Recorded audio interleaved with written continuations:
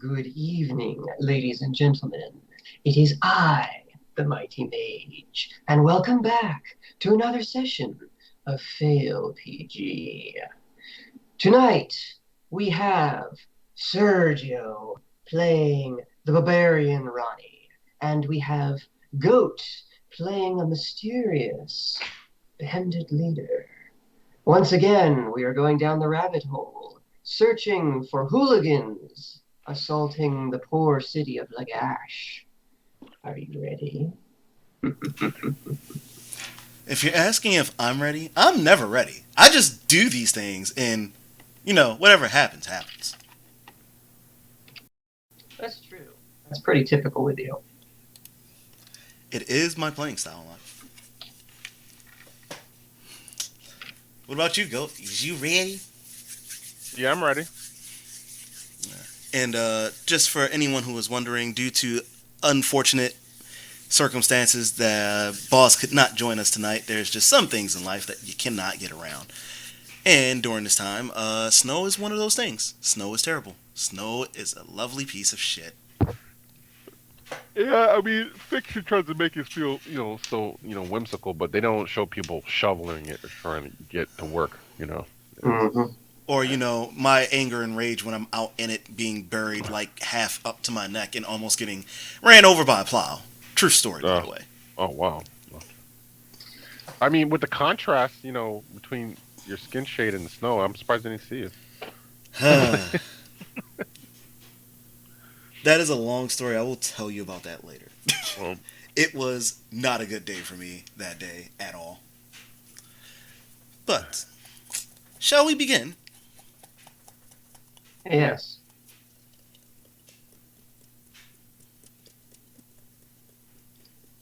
I believe, Ronnie, that you and your band of misfit NPCs had just hit the road to go out and search for some bandit activity. That is correct. If I remember correctly, we were actually going up the same path that me and Uncle Eric went up the last time. And since we are going up that particular area, uh, might I run some perception? You always may run some perception. What are you hoping to percept, good sir? Well, since the last time I was here, these guys seem very, very much like they had a real handle on what they were doing. So it made me Mm-hmm. think that maybe they had some sort of setup in that area. I want to see if there's any clues, maybe some leftover tracks, something, just anything that could give me a good lead. Okay. All right. Roll your 12 side. Oh dear, that is a 4. The sad part is it almost landed on 10. It just gave that extra little topple at the end. Oh well. Uh-huh. So you look around the area. Um, all that you can really tell is that the road leading from Lagash into the forest doesn't look like it's very often used. It's fairly overgrown. The wagon tracks are kind of old looking. I mean, obviously, there was a wagon that came through there earlier, but that seems to have been all the traffic in the last few days. You don't really see anything out of the ordinary now that all of that stuff is gone. Mm. Can I? First of all, just to do a character moment, I just want to take a moment just to kind of look around the area and have like small flashbacks to the last time I was there. Look at the little area, because I assume we're right in the area where the carts were when me and Uncle Eric were first started fighting these guys and the archers were all over the place. I just want to take a moment, just kind of look around, just kind of All right. remember how the one guy got to jump on me and grazed me with the arrow, and I was pointing at him with my axe and decided to throw a guy at him. Good times, good times. Mm-hmm. Mm-hmm. Fun times. You look around and you can actually see the broken haft of an arrow sticking out of a nearby tree, and it occurs to you that you were really lucky that Uncle Eric was there with you.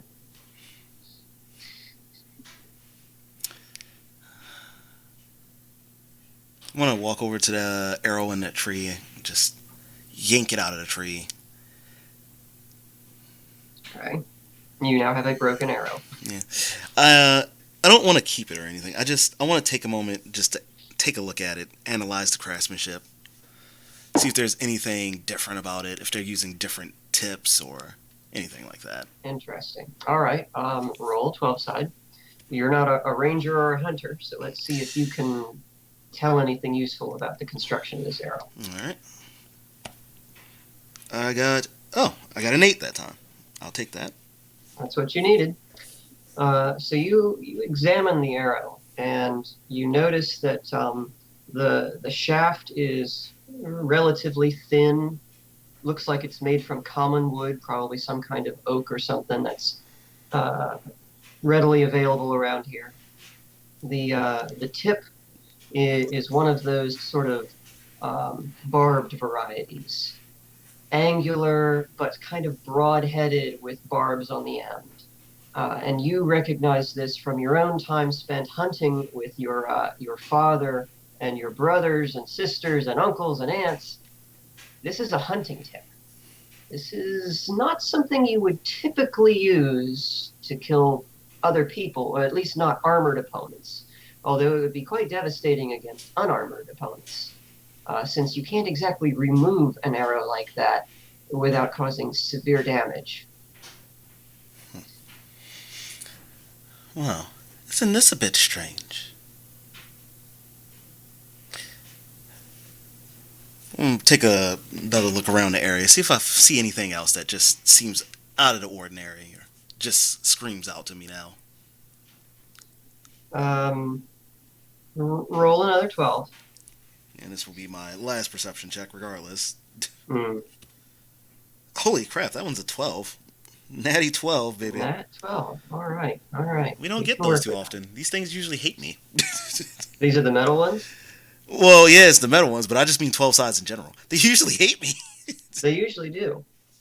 How are you rolling that, by the way? I don't hear them at all anymore. I would expect them to break your table. So, I've come up with a new little plan. So, I put this down, this little satin bag, and then I take the top of this from the canister that they came in, and I lay it with this part down on top of the satin bag, and then I just roll it in that.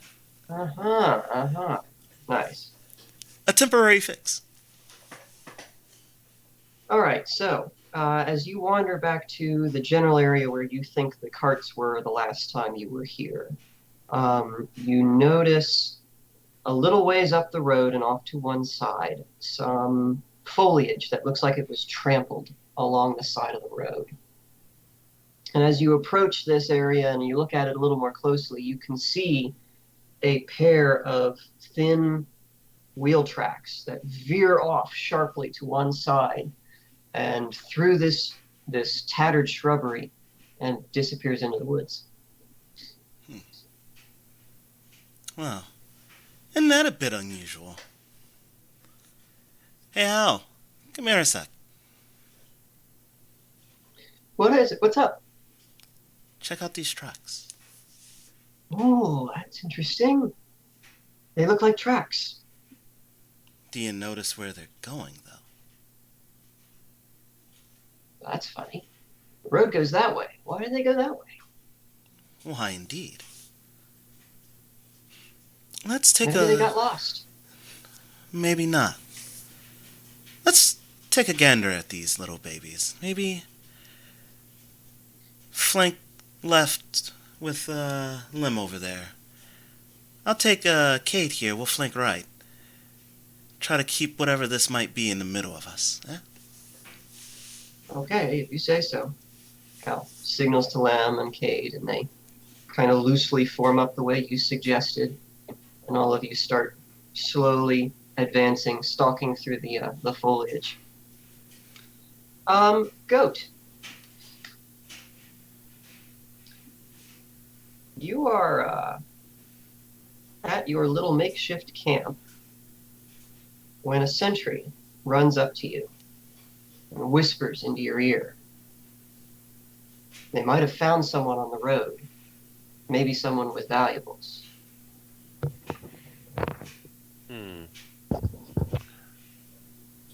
I go,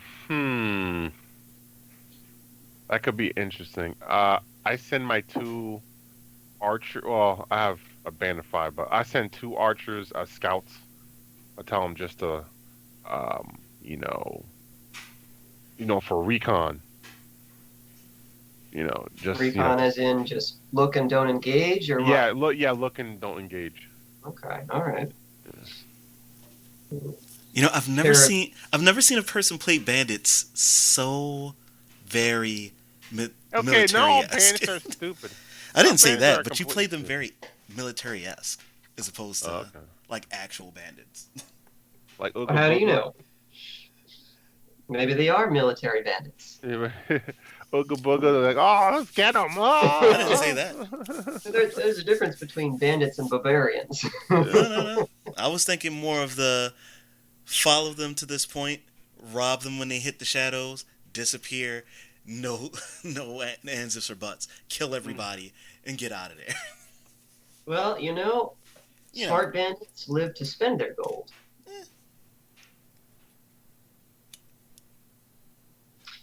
All right, so you guys are advancing through the foliage. And Ronnie, I'm going to need you to roll a 100 side Ooh. for a stealth check. Now, we've all been very bad with these since playing this game. Yeah. I've always been so-so with 100 sides anyway, so not too much of a difference in my mind. And I rolled a 46 on said stealth check. And I doubt that my dex modifier does anything to help me there.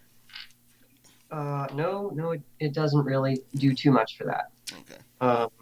So you guys are slowly advancing through the woods, and surprisingly, although they are soldiers and a kid, Hal, Lem, and Cade are all pretty quiet, and you're just big heavy boots, and your axe keeps getting caught in the branches, and you're making a bit of a ruckus.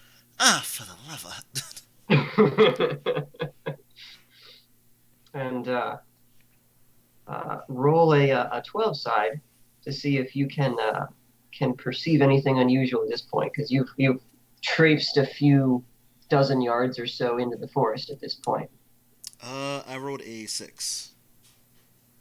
Still nothing. The wagon path is actually becoming harder to follow. There's still the occasional broken shrub or branch, but the tracks themselves have mostly disappeared in the leaf litter, and you're just trying to follow the subtle indications of damage and destruction by this thing passing through. It takes a very winding path as it dodges the trees, which are getting thicker as you go deeper. I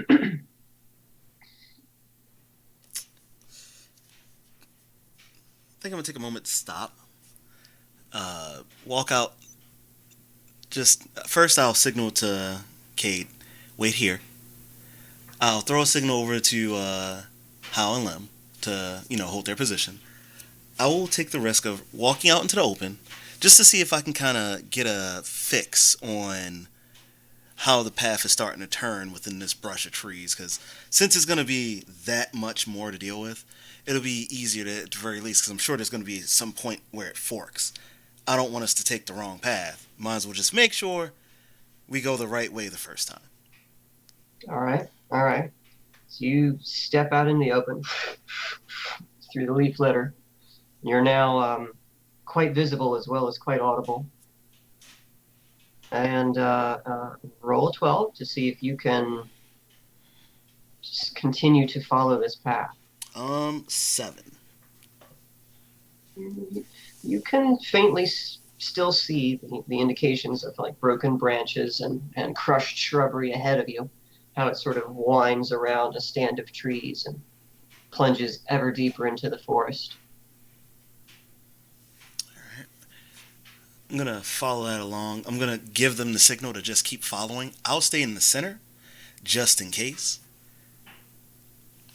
And we'll just follow the path of what we got to work with. Okay. All right.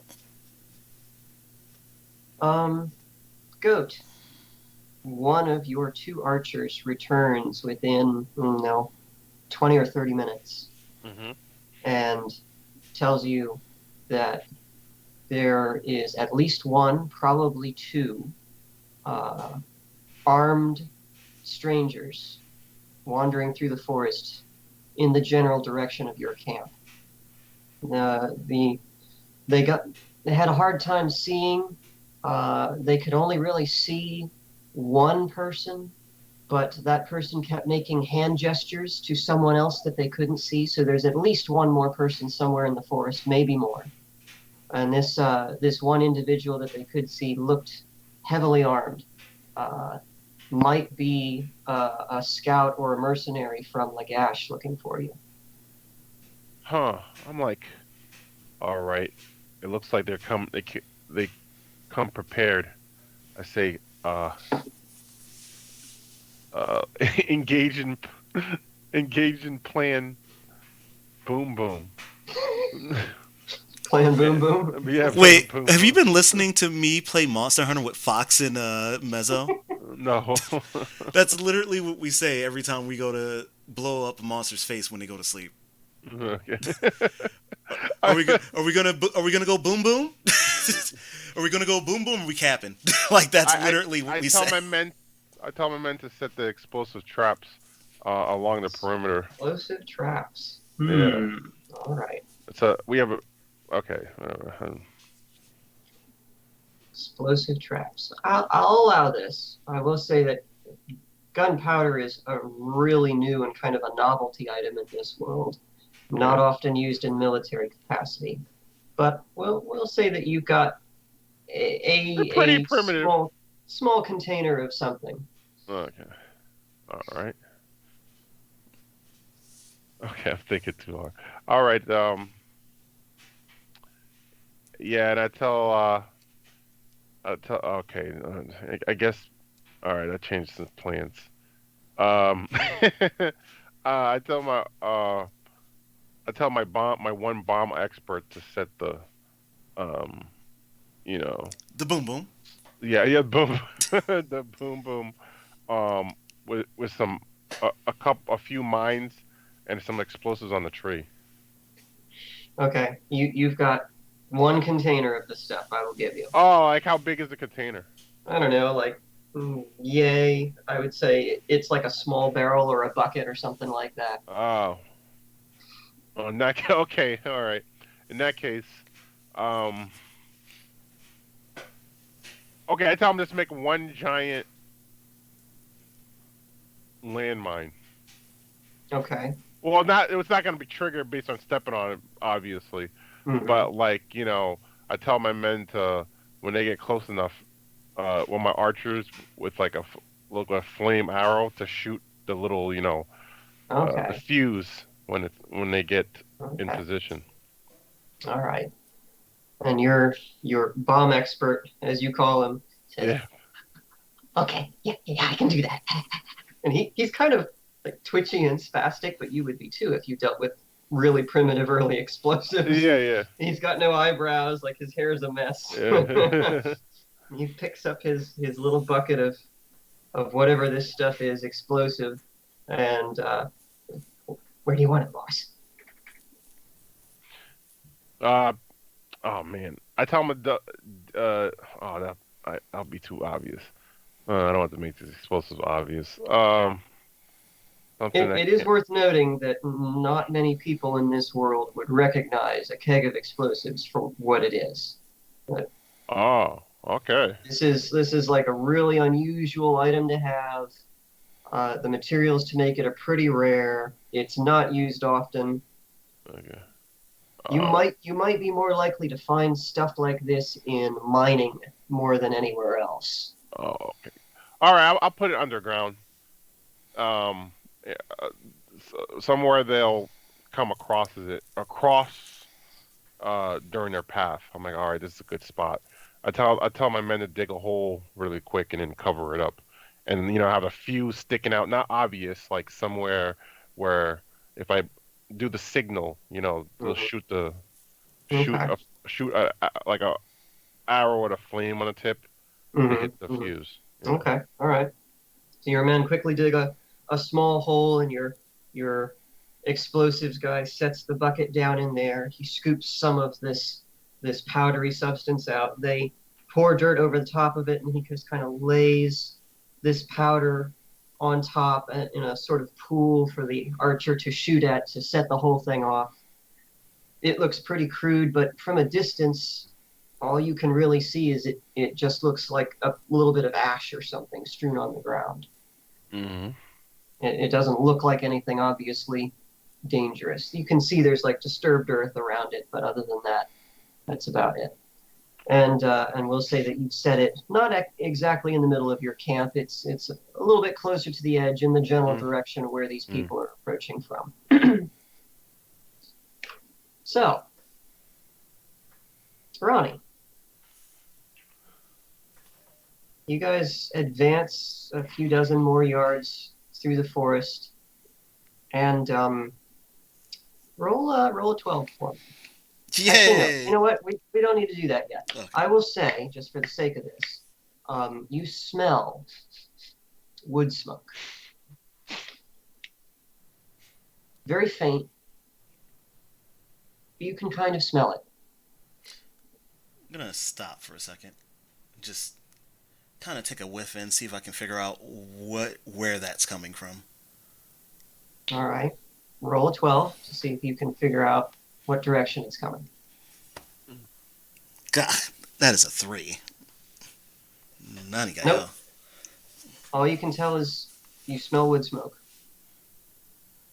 There's probably a fire somewhere nearby.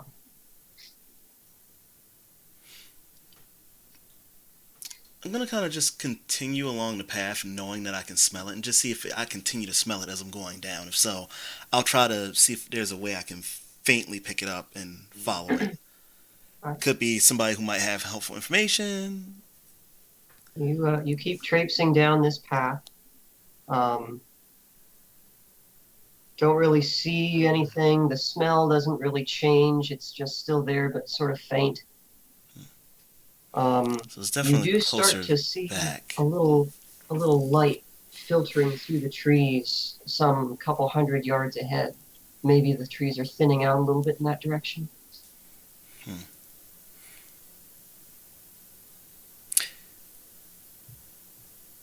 I'm just gonna kind of look to Hal and Lem, and I'm gonna look to Quaid and just kind of mouth to Quaid, because since he's younger and he's just starting, he wouldn't really know. I'm pretty sure he wouldn't know to just, oh, stick as close to the trees as you possibly can in this scenario.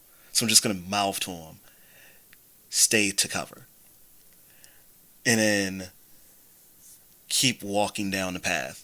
Because at this point, I feel like whatever this is, it could be an ambush or it could be nothing. But Okay. So you guys keep going down the path. Hal, Lem, and Cade appear to follow your instructions and keep off to the sides, hidden as best they can. I actually need to do this again. Ooh. Cade, not so much. I feel like.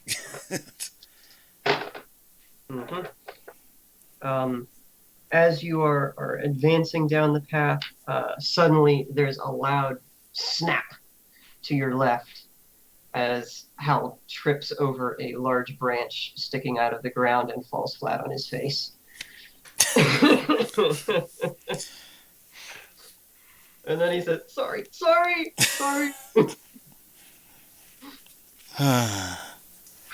Gathers himself back up. Back in stealth mode. And Cade pops his head up. Are you alright, Hal? Yeah, I'm fine. It's okay. Would you two stop it? Oh, sorry. Duck back down into the foliage. I tell ya.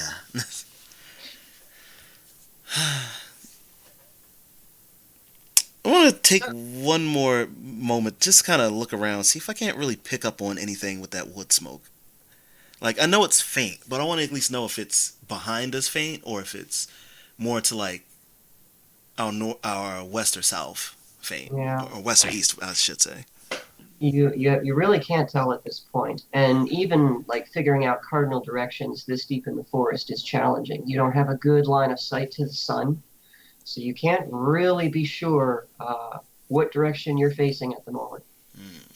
You could climb a tree and try to get above the canopy to sight in the sun and figure out where you're at.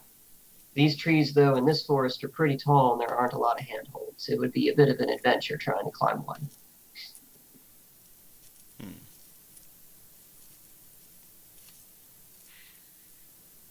Screw it. Let's climb a tree. I need to know where I am. All right. Give me a 12 side for acrobatics. Yay! This is gonna be terrible. What kind of anime stuff you trying to Yay! I pull? was right. It's a 4 plus 2 for Dex, so Uh-huh. Not nearly 6. enough. Yeah. So you run up to the nearest big tree and wrap your body around it. You kind of shimmy up about 5 feet, and then you lose your grip and slide back down the trunk to the bottom. It's actually pretty comical. You can hear Cade chuckling in the bushes. Don't you start with me. Jeez, I haven't done this in forever. I'm gonna try one more time, and if I fail, I'm just gonna have her angrily stomp off. All right. Holy crap, that's a nat 12.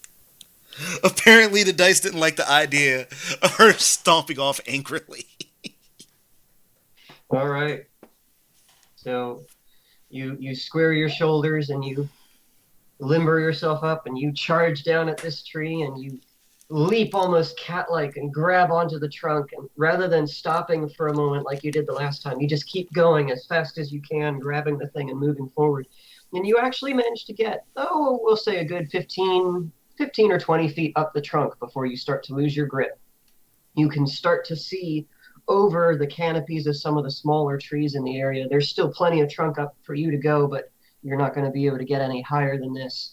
And in the brief moments before you start sliding back down, you can kind of gaze over the forest through the treetops, and you can see a thin, wispy trail of smoke ahead of you and to your right.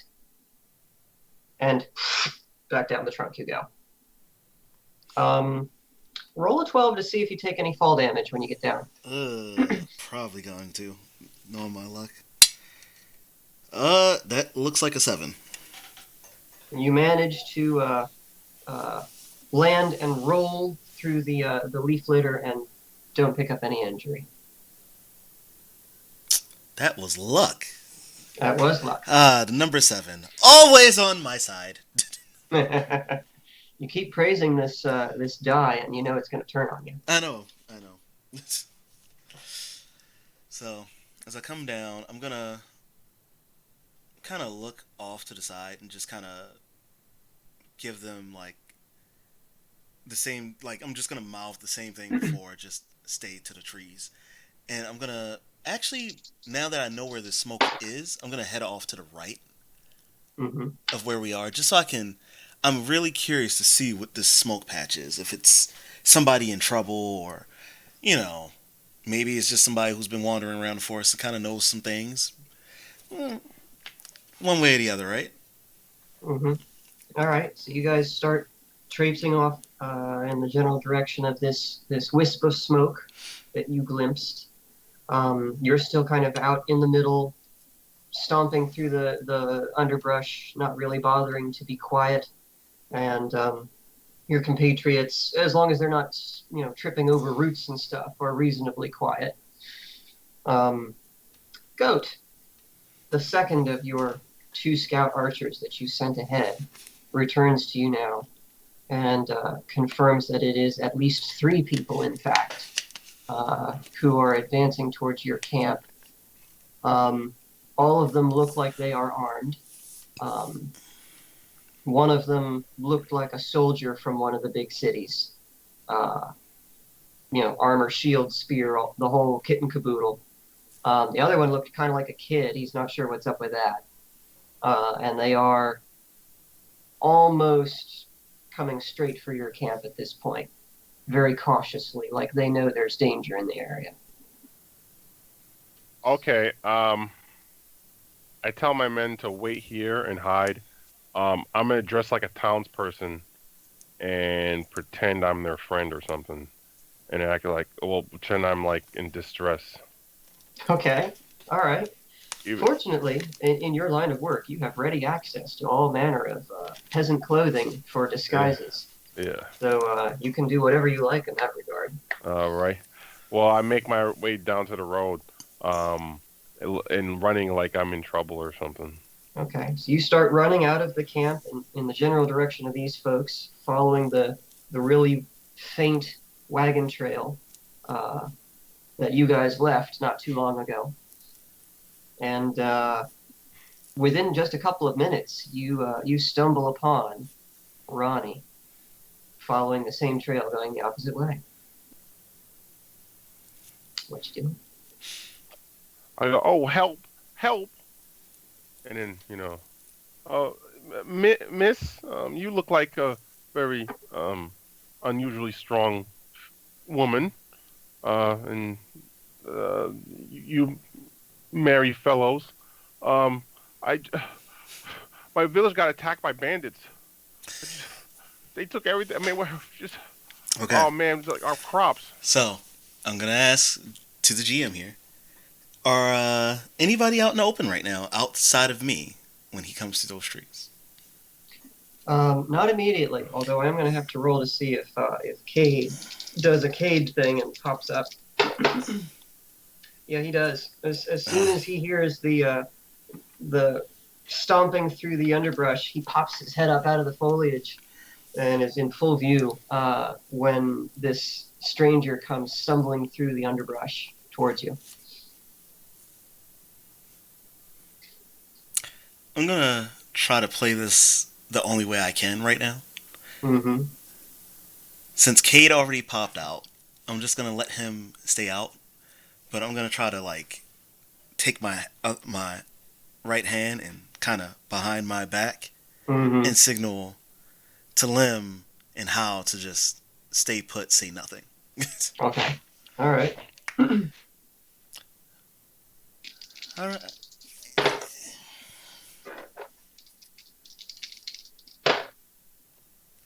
Okay.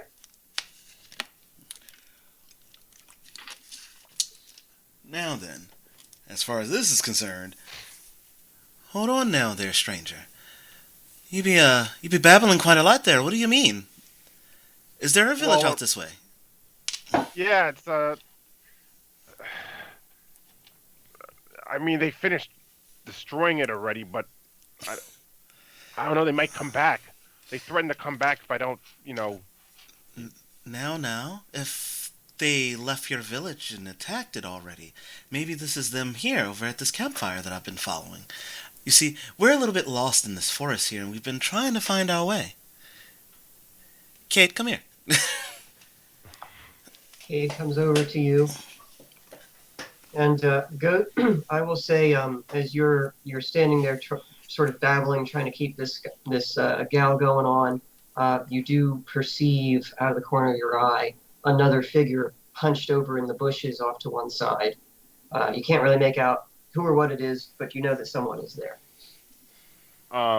I play it off like I don't see them and keep my role play going Mhm. on. Okay. So Ronnie, Cade comes up, stands next to you. What's up, boss? How can I help? What can we do? Not much. Here's what's gonna happen. I want you to go ahead and continue on this path here for me. I just want to make sure that no one else is in trouble. When I was up in the trees, I was able to finally find that smokestack we were tracing down. Follow that path. Let's make sure no one's hurt. I'm gonna go with this fellow here for a little bit, okay? Okay, boss, you got it. And he starts happily traipsing up the remains of the wagon trail, which I should point out does go in the same direction as the wispy smoke that you've been looking for. It just takes a very winding, circuitous path around the trees. Now then, fella, why don't you take me to this village of yours? Maybe Yeah, there's sure. some help I can give. I mean, they're not there anymore. They threatened me, but you sure you still want to go? Well, you're concerned they'll come back, right? But yeah, you can get any people or you know Sorry, it's or just a. group. Sorry, it's just the two of us out here. All right, well, I guess that's better than nothing. Yeah, I know I look like a big imposing guy, but I'm not much of a fighter. Don't worry. I had an uncle like you. Big, lovable teddy bear he was. Come, Oh, let's all go. right, I guess that's reassuring. Uh, I lead him, I lead her back to my to the village. Okay. All right. So, as he's leading me through, I just Mm-hmm. have a question about the area that we're walking through. Like, Mm-hmm. is it just more of nothing but foliage and such? I mean, Does it it's open up at all, or? yeah. As you approach the camp, uh, basically it looks like one of those really big, tall trees blew over in a storm and it's collapsed, and so now there's a hole in the canopy where the sunlight can stream down. There's a little bit of a clear area. I don't know, maybe 20 or 30 foot in diameter. There are a couple of makeshift tents and cots set up uh, along the side of the perimeter of this thing. There's a small campfire in the center, and there's a wagon with a small collection of crates and boxes with who knows what kind of goods stored in it. I want to take a look around, see if I notice anything strange within this little area. Hmm. Uh, for it to be a village, it's just tents and such, and then there's this wagon. Clearly, this is what I've been out here for. But for him to claim that this is a village, just obviously it doesn't add up. Hmm. And already all his babbling has already had me suspicious from the get go. So at this point now, I'm just like, this has got to be an ambush of some sort. All right. So what are you wanting to do here? I just want to see if I can spot anything like that might either A, look like a setup, or B, just might be a little more unusual than what it should be. Not that all this isn't already unusual. Okay. Um, roll 12 side. That is a 5 off of that little bounce there. Oh, so close to 11. So close. Beyond the obvious, the tents, the wagon, the campfire, you don't really see anything in the immediate area that looks threatening or out of place. I mean, you've seen camps like this before used by hunters. Um, it could be one of those. You look around a little bit, you don't see any evidence of like animal meat or skins, but that doesn't necessarily mean anything.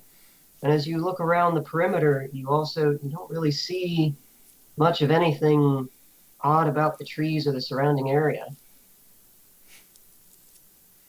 Hmm. I want to take a moment, just walk over towards the wagon. Okay. Just And kind of. go as a Hmm. sidebar. I'm going to leave it up to you as to when anybody gets close to your little surprise. Okay. I'm not going to put that in there for you. All right. Gotcha. All right, so I'll. Ronnie, you're wandering over to the wagon. I just want to take a moment just to kind of inspect it, see if there's anything unusual about the wagon itself. Anything that shouldn't be there, like scratch marks from a blade, or perhaps an arrow sticking out of the side or off of the top of the canopy that shouldn't be there. And I Um, ask, and I mhm. ask Ronnie like, you, uh, everything all right? Hmm? Oh yeah, everything's just fine. I don't really see much that says that you guys were attacked. And where's the rest of your group here? You guys are Well, hunters, aren't you? not necessarily hunters. Like, we have people hunt. Or hunters. I guess that's unless it's the most loosest definition of the term, but they're back at the village. Hmm. You don't say. Well then. Continue, please. Yeah, sure, this way. Uh, as we continue to walk, I just want to, right behind my back again, as I'm following him, give another hand signal to Hal and Lem that just kind of points out caution.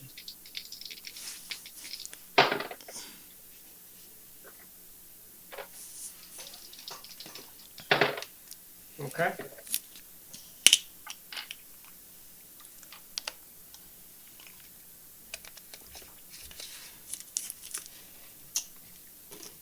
So, since I am following him again, what does this next area look like that I'm walking through? Well, it depends. Goat, where are you going next? Um, it looks like I'm, how close are we to the village? Well, the nearest village is maybe a half mile from your current position to the north. Alright, and this is near the village where my men are at, right? Or no, Well, this is I mean, your camp. yeah, Yeah, the village is about a half mile from your camp, okay. closer to the main road that you guys have deviated from. Oh, okay. So, like, if you pull up the area map in the chat history, this might be a better way to explain it. Yeah, So that'd be good. you guys are north of Lagash. There's a winding trail that goes up into the woods, kind of like in the middle between Lagash and Murad. And you're off to one side of that.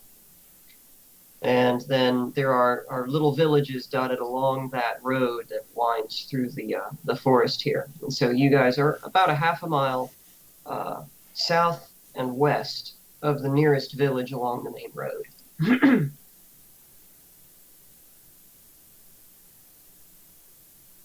South. Oh, okay. How Not deep even- into the forest are we, according to the map? That's my question. Are we Oh, more heavens. towards the center of like where the H and the M meet, or are we a little more southern than that? All right, let's do something else here. I can share my screen, right? Yeah. Let's try Whoops. this. Whoop, that's not what I want. That's what I want. I made a boo boo. Okay, can you see the map? Mm-hmm. Yes. Great. Yeah, there we go. So, you're like right here, basically. Oh, okay. And the village is like over here somewhere. All right. All right. You got to remember that this map, the distance from Lagash to Murad is like 400 miles. So this is a huge scale. You're just right on the edge here of the forest.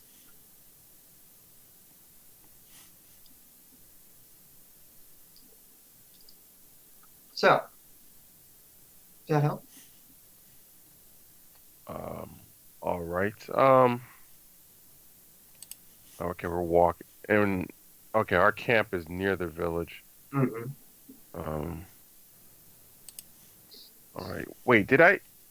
Oh man, I forgot my own stuff. I set the traps at the village, right? I thought you set them in the camp because Oh, that's where okay. you guys were when All right, this came around. All right, great, great. All right. As I'm approaching the village, I recommend taking a detour because we might be ambushed or something. Okay. Yeah. Hello, miss. Um, I wouldn't go directly into the village if I were you. Oh. It'll look. Yeah, that's it might be a trap. Uh, me and the villagers made a little like kind of set up a little camp just in case they came back. Oh, don't worry. I'm sure it'll be fine. After all, if they do happen to be waiting for us, I'll be sure to give them a nice pounding. Free of All right. charge. That sounds reassuring. Do you need to eat anything or? something, or? Nope. Ate before I left. Thank you, though. Okay, then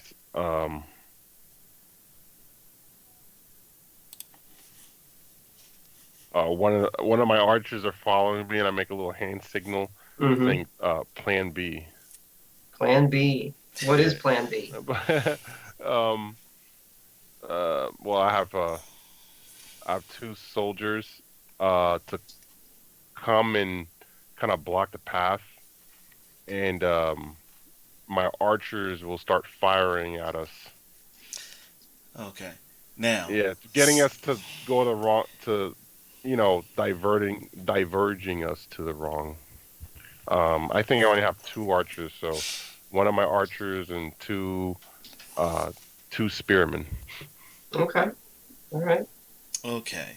Now, since he's doing all this in front of me, Whoa, whoa, whoa! Not right in his face. When she's not looking, obviously. Come I on. mean, I'm That'd be- following you. You have to remember that. You're in front of me.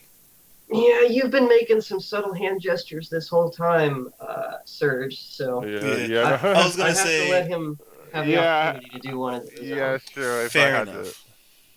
it's not like I'm like, oh, look at me. I mean, at least when I'm doing it, I'm behind you.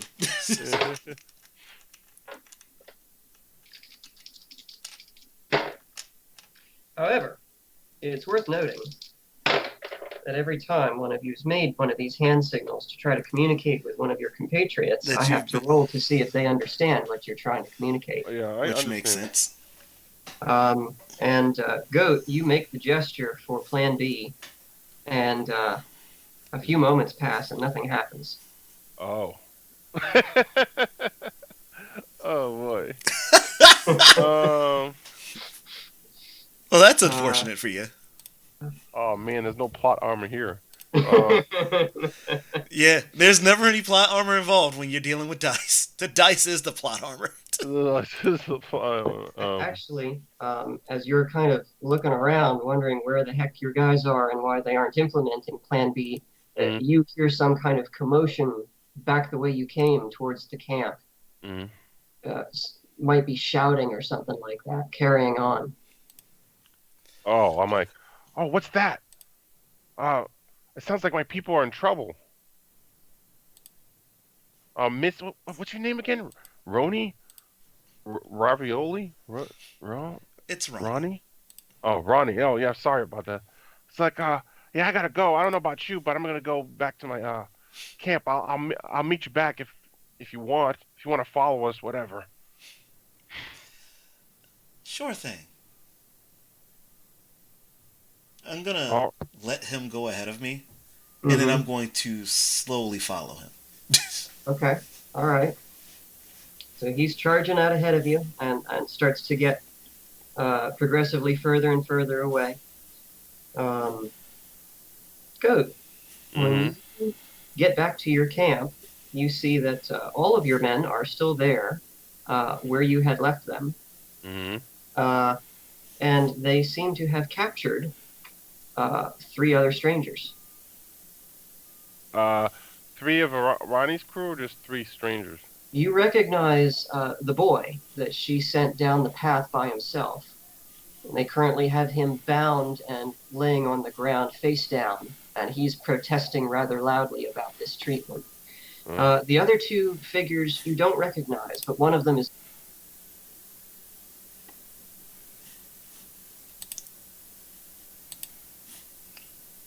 of a city soldier. You don't recognize the insignia. It's not a Lagash sign. Um, you've never seen an Uruk soldier's insignia before, so you don't know what that looks like. Mm-hmm. Hey, Um, just so you guys know, there was a quick hiccup just now with Skype. I lost video and audio for like a few seconds. okay. Okay, So, that's fine. just Is so the you guys, recording still going? we're still good. Literally. Okay. That's a good point.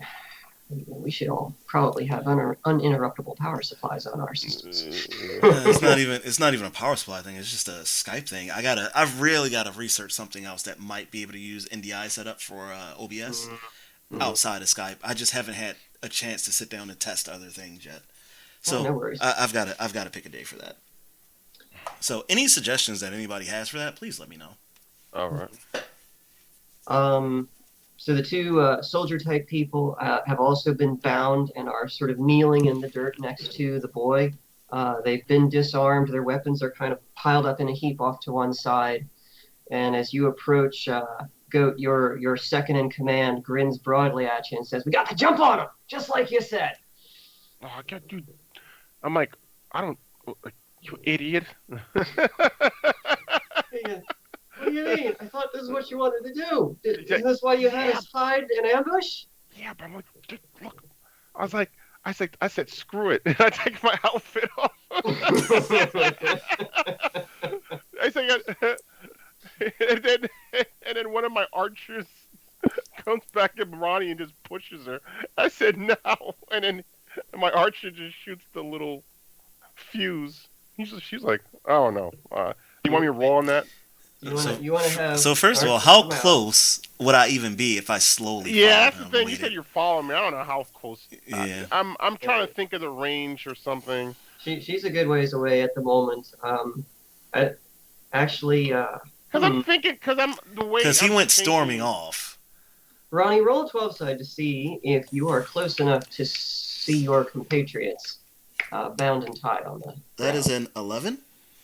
Yeah. So through the trees, you can see multiple people standing in the little clearing that was their camp, and you can see at least one of them. It looks like Hal. Okay. This is back at the little tenant village, right? The little tented area. Yeah. So I wanna. Where are they the closest to? Are they the closest to the side where the wagon is? Or are they closer to the tents where it looked like the hunter's gear stuff was? I mean, they seem to be all gathered around pretty much the middle, around the campfire. Okay, so which side is their backs facing? Their backs are the direction you came, so toward Lagash. So you're approaching them from the front. Okay, so I'm assuming I'm far enough that they haven't noticed me then. Let's see. Oh no, they definitely see you. Oh, well then screw what I was going to do. Since that's the case, they already see me, and Homeboy's back is still turned to me while he's ripping off his outfit and all this other nonsense. I'm just going to do a repeat of something that I haven't done in a while. Oh yeah? Axe in hand, straight out in front, about to just bulldoze Overcoat's character and whoever else is in the way. I'm gonna make a beeline straight towards Hal, Lim, and Cade, and I'm gonna try to cut somebody free. Okay. Interesting.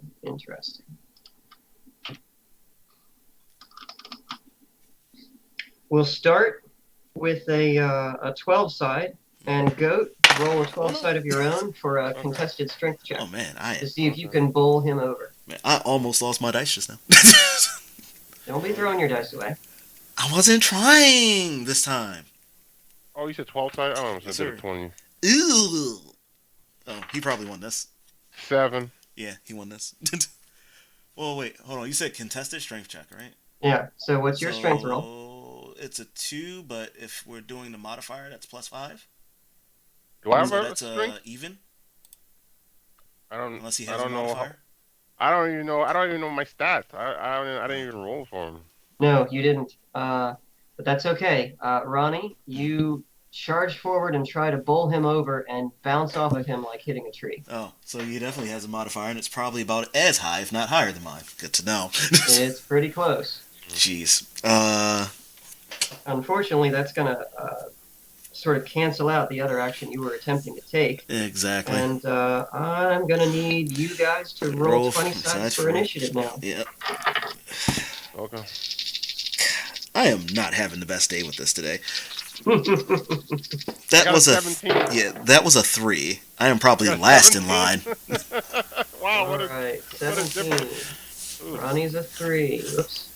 Help if I put this in correctly. Probably would, but not really gonna matter anyway because I'm gonna lose this one. Is this another side adventure where Ronnie just loses? Sad part is, Boss Ross isn't even here to zap all the luck up. What the hell is happening to me right now? All right. Let's see here. So after you bounced off of Goat, one of his soldiers is going to run up to you, close with you, and try to take a swing at you. Well, I said shove her, but whatever. Oh, you want to shove him? Okay. Yeah, into like the explosives area. You want to shove her into the explosives. All right, all right. Not like a swing or anything. So where exactly are these explosives placed? I'm just curious. Like in front of like in front of the entrance of the camp. So the entrance on which side though? The Lagash half of it, or the area that me and you just came from half of it? I guess the area I came from, because I was trying to lead you there to begin with. Okay, that kind of makes sense. And I mean, he'll try to shove her in whatever direction you want. So he surges forward and gives her a shove. She's pretty sturdily built, and even though she's kind of been knocked off balance here, she only stumbles a few feet in the general direction. Not quite on top of the explosive yet. Oh, okay. But it is now your move, sir. Talking to you. What you want to do? Oh, me? Yeah. Yes, sir. Oh, I thought you was. Oh, okay. I thought you were talking. Sorry. Dude, I rolled a 3. Yeah. It ain't no way okay. near my turn. Like I said, I'm probably last in line. Okay, I do a hand signal to one of my archers to shoot an arrow towards her, but not to hit her, but to like throw her off balance. Okay. To like push it, like dodge it, you know. Okay. Is there anything you want to do besides direct the archer to shoot at her? I'm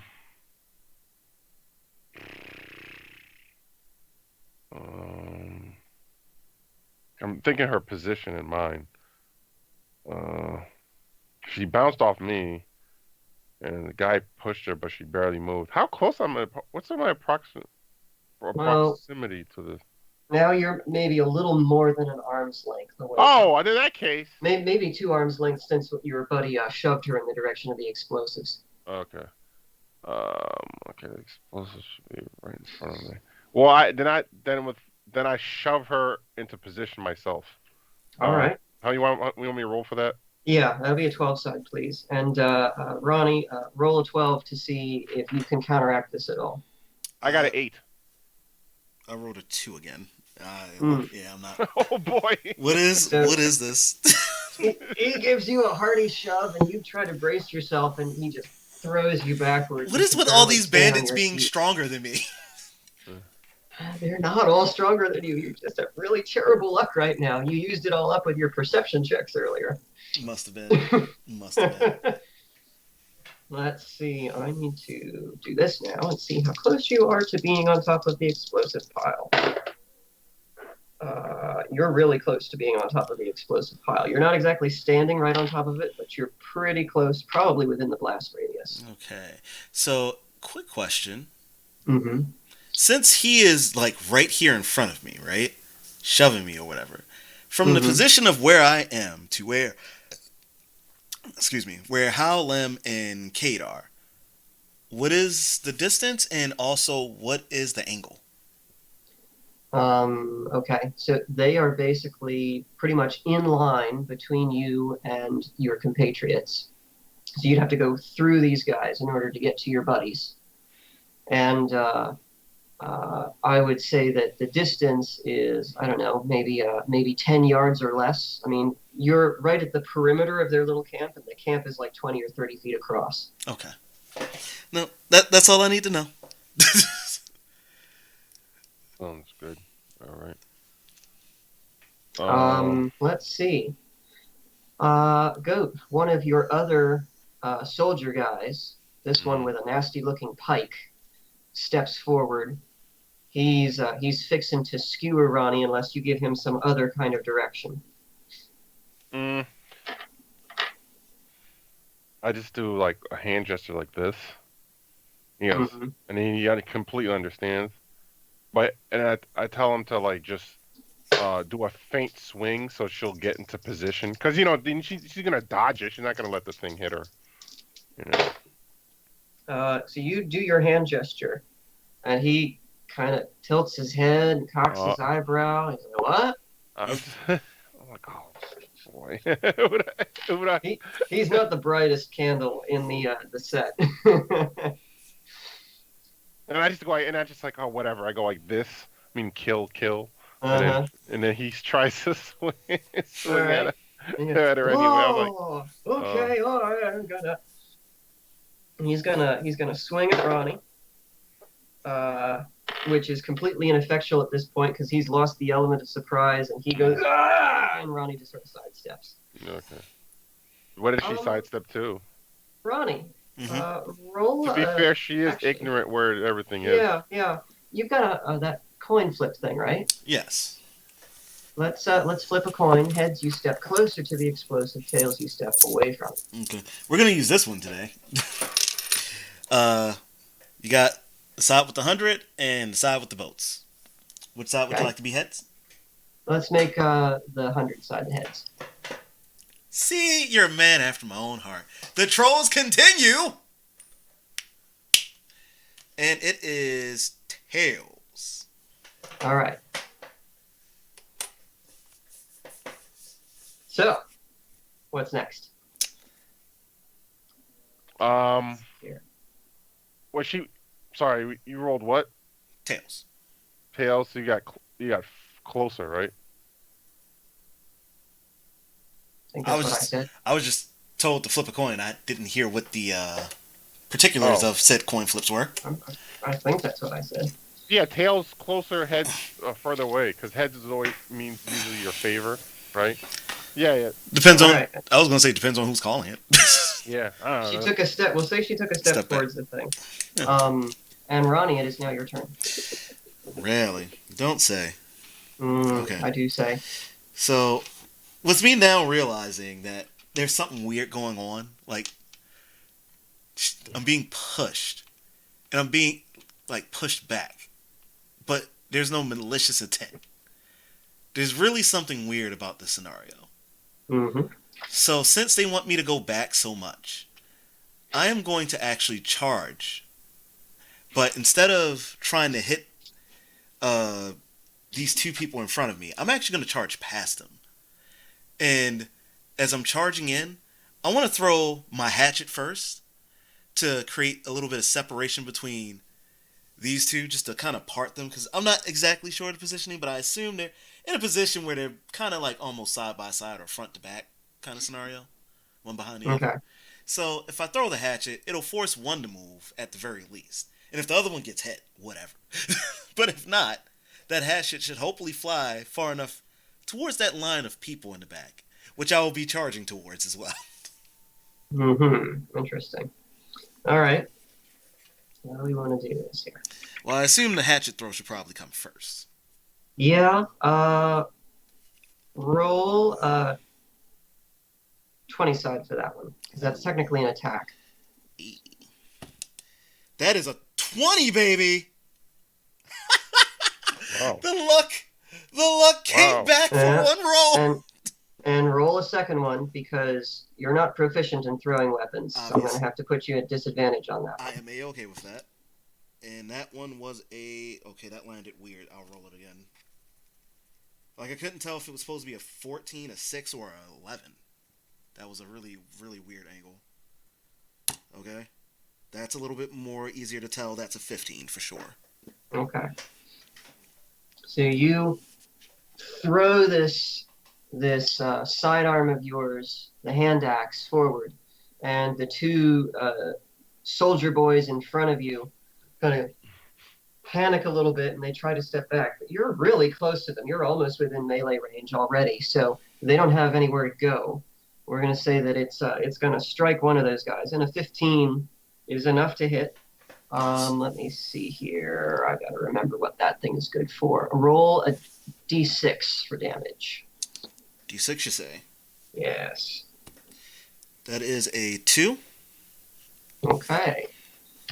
So the axe hurls forward and strikes one of the guys in the shoulder. It doesn't bite very deep, kind of glances off the armor, but he stumbles back a little bit, clutching his shoulder.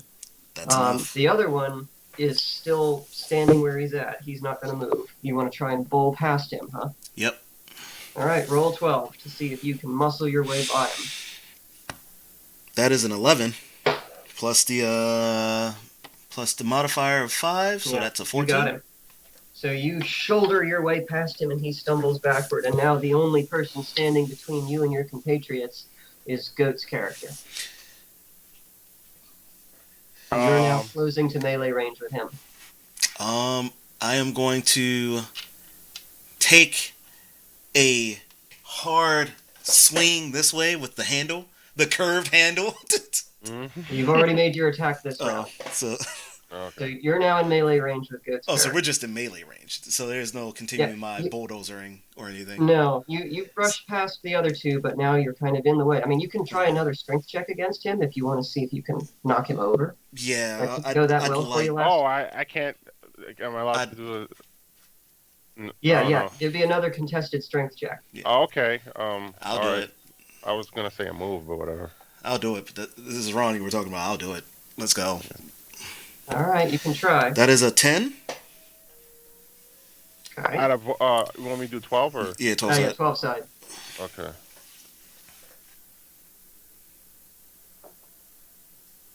Oh, 5. Okay. So Ronnie, you charge forward and you manage to knock him just a little bit to the side, but it takes a lot out of you to do that. And you're not able to advance any further past him other than just pushing him off to the side a little bit. Oh, okay. Can I say my move now?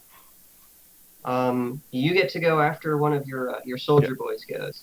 Okay. One of the fellas that she just bowled through. Actually, no. One of your archers first, and then the soldier boy she bowled through. So one of your archers is tracking all of this, and he turns and tries to loose an arrow to nail Ronnie, which goes high and wide and doesn't do anything. Okay. Now the soldier boy turns around. This is not the one who got the axe in the shoulder. Yeah. And, this is the one who stepped to the side, I'm assuming. Yeah, you kind of shouldered him off to the side. He turns and is now pursuing you, Ronnie, and he's going to try to stab at you from behind. Which means he has advantage. Wow. And your armor is just barely high enough that he stabs forward, and you can feel it tear through the tiger skin that you're wearing, but it doesn't actually penetrate. Gonna slowly just turn my head and look at him. You with the slow free actions. All right, go. Do your thing. Okay, this is where I do like I run and just put my whole body into a drop kick. All right, drop kick. These always fail in this game. Every time one of us goes for a drop kick, it always fails in this game. Yeah. Let's see if the tradition continues. Yeah, that'll be a running meme. Yeah, it probably will. Yeah, it would be. It's an awesome running meme. And we can totally pull it off. First, roll me a 12 side to see if you've got the dexterity to do this and not fall flat on your ass. All right, big dudes can drop kick. We watch wrestling. Okay.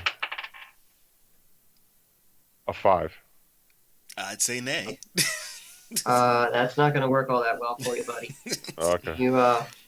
You kind of jump up and fall over instead of falling forward. That's exactly what happened the last time. You rolled a 5 then too, I think. It's pretty comical. Everybody in the clearing just sort of stops and looks as you kind of fall over backwards. It's like, and I go like, you didn't see anything. You're like, all right, bro. Anime. And so you're now prone on the ground. You can spend your remaining movement to get back to your feet if you wish. Okay. Well, obviously messed it up, but I kind of, I won't say roll on the ground, but I kind of turn and then grab Ronnie's leg, like, Okay. Is he I even don't know. close enough to do that, or Yeah, I don't know. Like how? yeah, how Uh, close is he? I mean, he's yeah. still right Because next to you. He's just now on the ground. okay, Okay. So he can kind of try to reach around. Let's say I'll have you roll another 12 to see if you've got the flexibility and the speed to grab her after that rather embarrassing maneuver. One day we're gonna get it, but I mean, Kristen, I mean, one of us should. a 5 again. Oh my god. Jeez. That's not enough. You're a big boy and you got lots of strength, but the speed is not on your side. And you Okay. try to curl around and you grasp only air as Ronnie tries to continue forward. Okay. Let's see. Next, well, your other archer is going to try and take another pot shot at Ronnie. And that one also completely misses. What did you Well, hire? Stormtroopers? I mean, yeah. The guy you threw the hand axe at is pretty pissed at this point, and he turns and lowers his pike and charges down at you, Ronnie. And again, he's behind you, so he's going to have advantage on this attack. And that's not going to be enough for him. He charges and trips over Goat and falls on his face. I'm gonna now turn my head towards him and Goat and just. I swear, you boys wouldn't even survive where I come from. All right, Ronnie, it is now your move. Quick question: how far am I now from my boys? A handful of paces, I don't know, 3 or 4 yards. Screw it! I'm just gonna go for the three of them and start breaking them free. Let's go. Okay. You charge towards them, and you've got enough actions to free one of them. Which one do you free? You know what? I'm gonna free. Let's free Cade. We're gonna free Cade first. Gonna free Kate. All 'Cause right. he's You- hyper and fast, and I feel like he'd be able to undo the others pretty quickly and get the weapons together without fail. Okay. While I distract the enemy. You quickly take the blade of your battle axe, choke up on the battle axe, run the thing across the rope binding his hands, and he's free. And then you haul him up by the scruff of the neck and set him on his feet, and say, "Go to work." And he's like, "You got it, boss." And he darts over to the pile of weapons to arm himself. And now let's see what order he's in. Ooh boy. Ooh, that sounds good. All right. And as a sort of a last hurrah, the one lone archer who's left is going to take another pot shot at you, Ronnie, if I don't lose my die. Oh, yeah, and that does work. What is he hitting you with? It's a D6. So right after you haul Cade up by the scruff of his neck and he starts darting off to get weapons, you feel a piercing pain in your shoulder as an arrow suddenly sprouts from it, and take 4 damage. That's a little bit better than usual, but still not good if you're me. I really need to level up. So that would put me at 10. So obviously, as per usual, this makes me a very unhappy Ronnie. Yeah, I would And imagine so. I will turn my head slowly towards said archer, and I will point my axe, and as Ronnie does in these scenarios, and I will do my usual bit of intimidation. You are going to have your neck snapped before this is all over. Roll a 12 side. I want to see if you can intimidate him. Who, me or somebody else? Well, My- that my- is a 5. Yeah, pretty sure that's 5. So I'm pretty sure that doesn't work. Unless you roll less. There's that guy. Yeah, that he kind of, you can see him kind of go white, and he kind of backs away a little bit. Holy like, shit! Shit, what have I done? I didn't think I had that good of charisma. I mean, I know I got a +2 for it, but All right. shit. The spearman behind you is going to advance to your position and try and take another stab at you from behind. Would it really be behind anymore if I turned my head to look at that archer I mean, and you're point still at him? facing that way, even though you're threatening the archer. Oh, well then. So yeah, kinda. Okay. But again, fortunately for you, your armor class is high enough. He lunges towards you, and it isn't enough. You can feel the point of the spear scrape against your armor again, but it doesn't go through. I'm gonna look at him. As for you, I'm going to break your face. So as you say that, Cade suddenly appears by his side, little short sword and buckler in hand. Yes! He's going to say, "Leave the boss alone!" Then he's going to take a swing, which is actually pretty good for him. Go, Kate, go. That was a really good swing for him. Oh, man. And I've got so much bouncing around to do now. My spreadsheet's getting unwieldy. This is what happens when you give yourself 10 other things to do. I know, right? Yeah, right. Ooh, that was a good shot, and he is gonna slash at this raider's leg, and the raider actually drops to one knee because the blade bites so deeply, and he kind of looks at Cade like, "What the heck are you, and where did that come from?" Yes. And he's on one knee? Oh, this makes my breaking his face easier now. Yeah, he's on one knee. Yes. His buddy, the archer, off to the one side, is going to attempt to cover for him and shoot at Cade now. Buckler up, kiddo. Buckler up.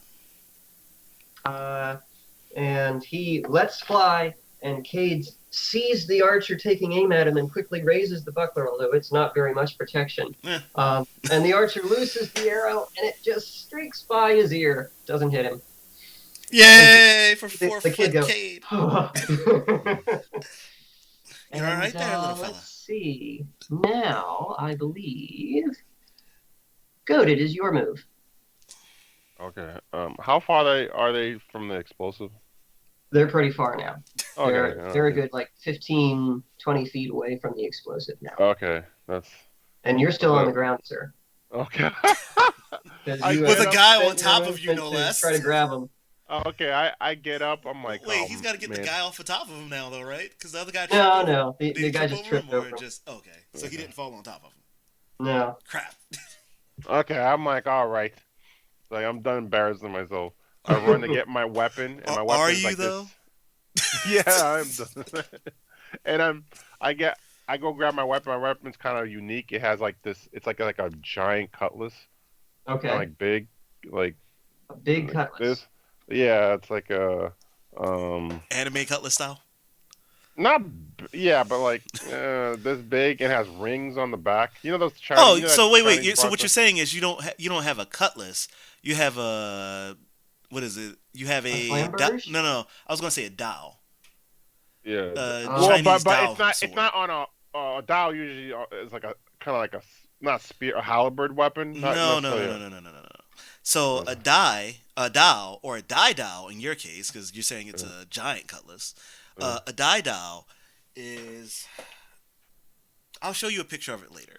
I was thinking I had a picture already on here, but I remember it's on my laptop. Yeah, I think not we're on thinking here. of the same weapon. I just didn't know the name of it. Yeah, but it's I a used to it's a watch- dai dao basically. All right. All right. Or a And dao. do you want a shield? No. Go? No. Okay. Just the same. So is this thing a two-handed weapon? Yeah, two-handed weapon. It has rings in the back. Yeah, since All right. since he's saying it's a Weapons and giant cutlass, it would spears. have to be a dai dao. So Okay. Yeah, I didn't know the name of it, but I think me and Sergio has the right. yeah.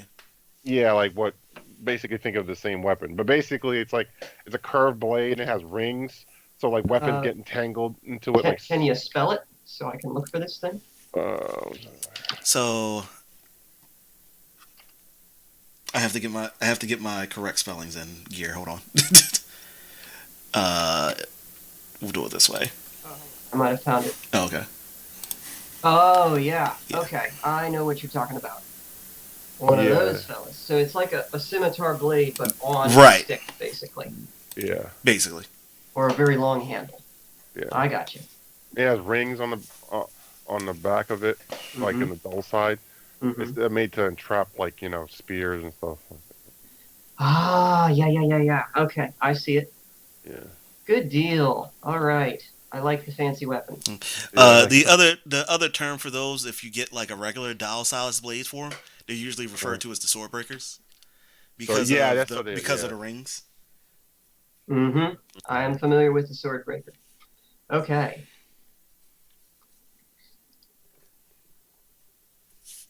All right. Yeah, I go I for the weapon, and I just like all right, enough with these games, and I start. I go to attack Ronnie with it. Okay. Unfortunately, you're using the wrong weapon against me. Yeah, I know. The rings will do nothing against the axe. Yeah. Exactly. I'm thinking you'll have to expend all of your movement and your action to go and get your equipment, Okay. Yeah. so Yeah. you Yeah. That's can still you can fine. attack her on the next round. Yeah. That makes sense.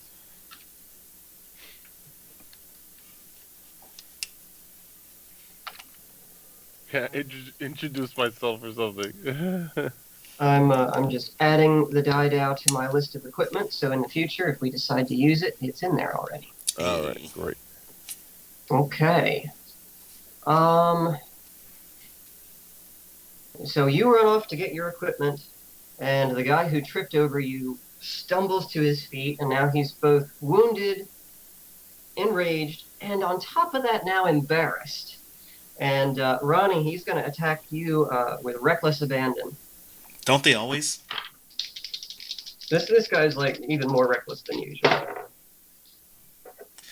He's so reckless, in fact, that in his blind charge towards you, he misses you completely and actually smacks into you.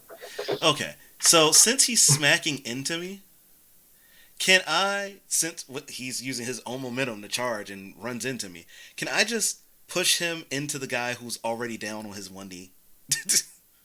You can try. Roll a 12 to see if you can pull this off. I think we'll call this a strength check since you've got to redirect his momentum. It is 7 with the +5. I think that should be enough, right? Yeah, yeah. He slams into you, and you kind of pivot off of one foot and shove him off to the side, and he falls over sideways on top of the guy on his knee. Nice. And he's like, again? Really? No. Where did he fall? Did he fall on this guy's face? Please tell me he fell on his face. I want to make my promise to break this guy's face. Didn't fall in the face. You're going to have to do that yourself. Okay, that's fine. I'll get it. Don't worry, I'll get it on my turn. It is now your turn. Oh, beautiful. I'm grabbing the guy who's on his knee. I'm literally taking my knee and smashing it into his face. Give me a 12 side to see if you can hoist him up out from underneath the guy you just threw on him. Oh, well then. Oh, I didn't think about that. Oh, well in that case, screw that. I'm going to take my axe and just drop it on his head. Just come down on his head with it. Just drop the flat of the blade on his head, or what? You know what? I'm gonna instead of dropping it, I want to make sure the angle comes down the way I want it. So Because if I drop it, smacking him with the flat of the blade. yes, just right in the face, right in the face. All right. I mean, I made a promise to break his face. I want him to know that I'm serious about this promise to break his face. That'll constitute an attack. You've got advantage since he's on the ground, so roll 2 20 sides. Oh, 2 20s? Mm-hmm. Okay, that first one fell flat and is a 7. The second one, on the other hand, is a 19. Oh, yeah. You bring the axe down right on his face, and you can see his eyes bug out for a moment as he realizes you're making good on your promise. And then covered by the blade. I would say that's going to be a D6 since you're not actually slashing him. So, yeah, give me a 6 side. All right. Oh, baby. 6 right off the bat. It's always when I want to do disrespectful, strange stuff like this that I get the good rolls. Anything else, it's questionable. Play your character the right way, people, and you always get good results. Yeah. Mm-hmm. All right, you've done that, and the unlucky archer in the back, he's kind of like shored up his constitution a little bit more. He's going to try and shoot you again. Ronnie. And he's still kind of shaken from the last round, and it goes high over your head. I'm going to look back up at him. Oh, don't worry. I haven't forgot about you and your neck. And you can see him kind of wilt again a little bit more and take another step back.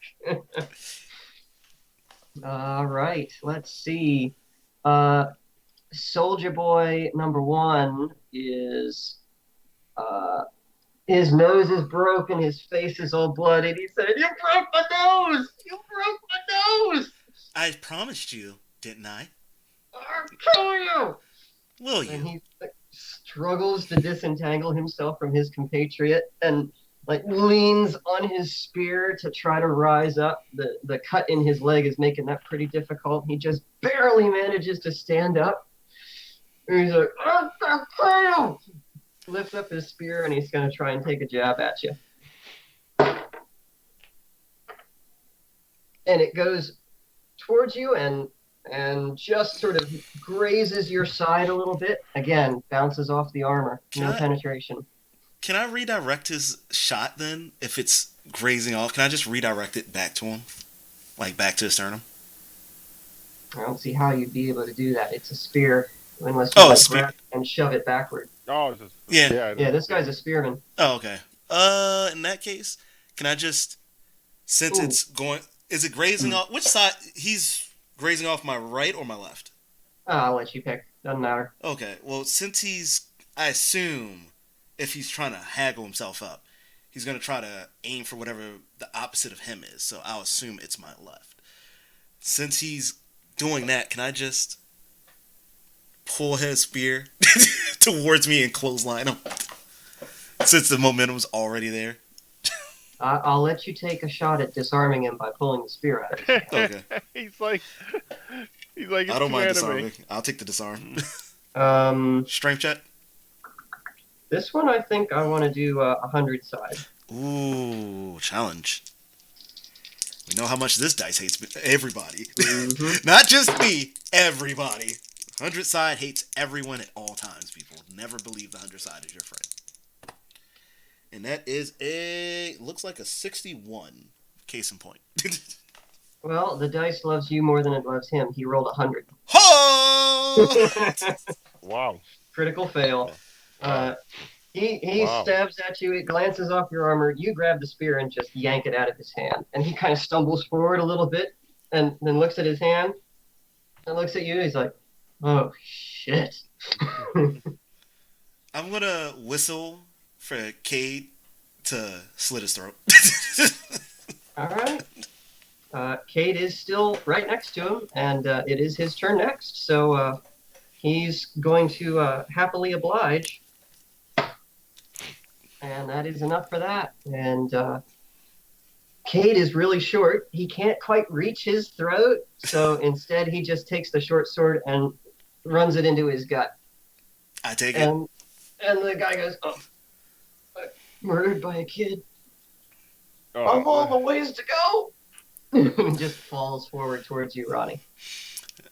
Good work, Cade. Now, you mind being a dear and getting the other two loose for me? "You got it, boss." And he turns and starts getting to work on the other two. Goat, it is your move, sir. Wait, wasn't there like another archer involved in that shot? Yeah, that was supposed to go? I got the order of operations backwards that last round. It should be Goat and then the archer. That's my bad. Okay. Oh. So Goat's essentially getting 2 turns this time, right? No, I mean, he's still got his turn. He just was later in the round than he should have been last time. So this time he's actually going when he's supposed to. Because I just went after him just now. That's what I was saying. So he's getting 2 turns this round. No, we're following the proper turn sequence at this point. He was just one position later in the turn order. Last time. I introduced myself. He's like, "All right, no one's gonna make a mockery of Pug West Dankwood." Pug West Dankwood. That's right. I'm sticking with that name. I love it.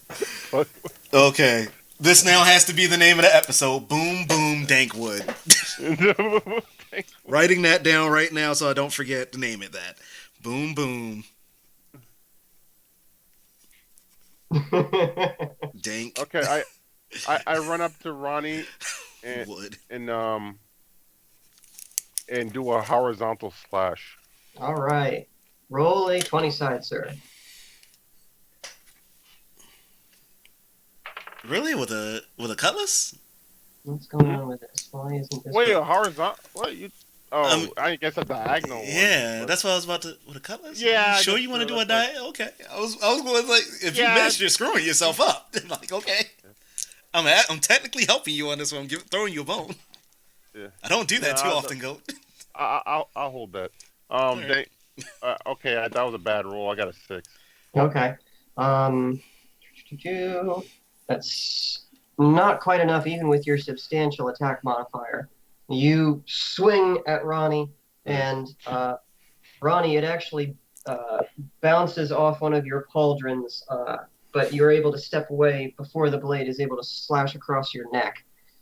You don't take any damage, but now I would hope he's got your attention. Oh. Are you trying to save your little archer buddy from getting his neck snapped? I'm sorry to tell you this, but that's not going to happen. But I guess I can make a special place in hell for you.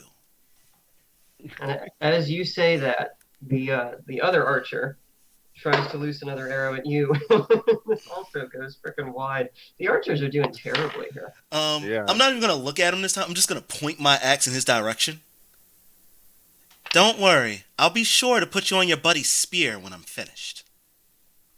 I mean, that's one glancing blow. I mean, I missed, but wouldn't I like recover really quickly? I don't know. I'm just trying to be logical. I don't know. It's not like I don't know. That's Alright. why I said it was You're a bad not quite idea a to do high a enough horizontal. level to make multiple attacks in the same round. Oh, I know that, but shouldn't be like making like a attention. Be like alert.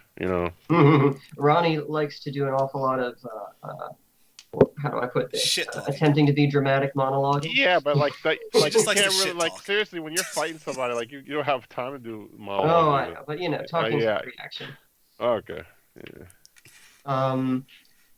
As you are saying that, however, Ronnie, the other raider whom you knocked to the side in his blind charge gets back to his feet, and he is going to turn and try to rake his pike across your side. Let's see here. And this time, he actually manages it.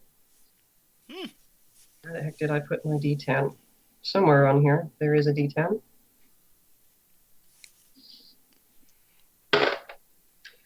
And as you are pointing your axe at the archer and making your monologue, you suddenly feel a searing pain across your side as this guy's pike manages to bite through your armor and penetrate, I don't know, a quarter of an inch or something into your flesh.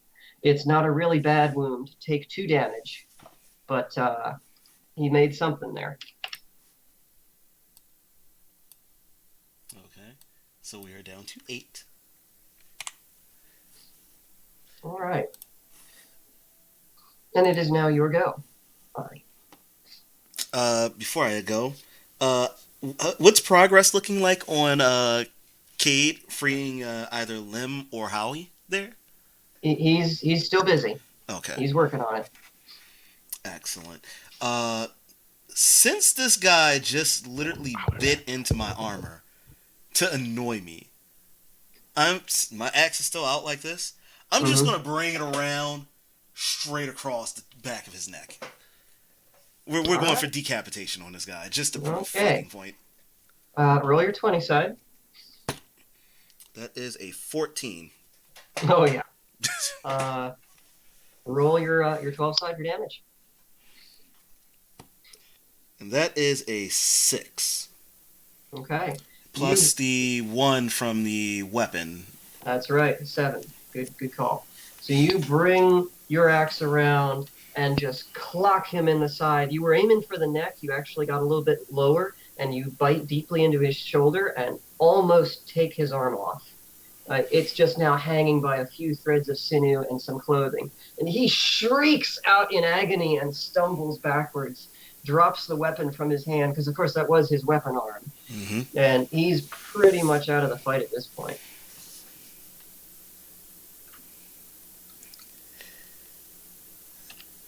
And now I'm gonna turn my attention fully towards Goat, because at this point now, like, I just got blindsided, and this guy's sitting here with a huge ass cutlass. He's looking like the real fight right now that I want. Before I just start going around the room and breaking everybody else's bones. You mean Mr. Pugwest? Is it Pug or Pud? Pug. Pug. Pughw. Like Pug-G. EST. Got it. Pug. Got it. Pug. I love it.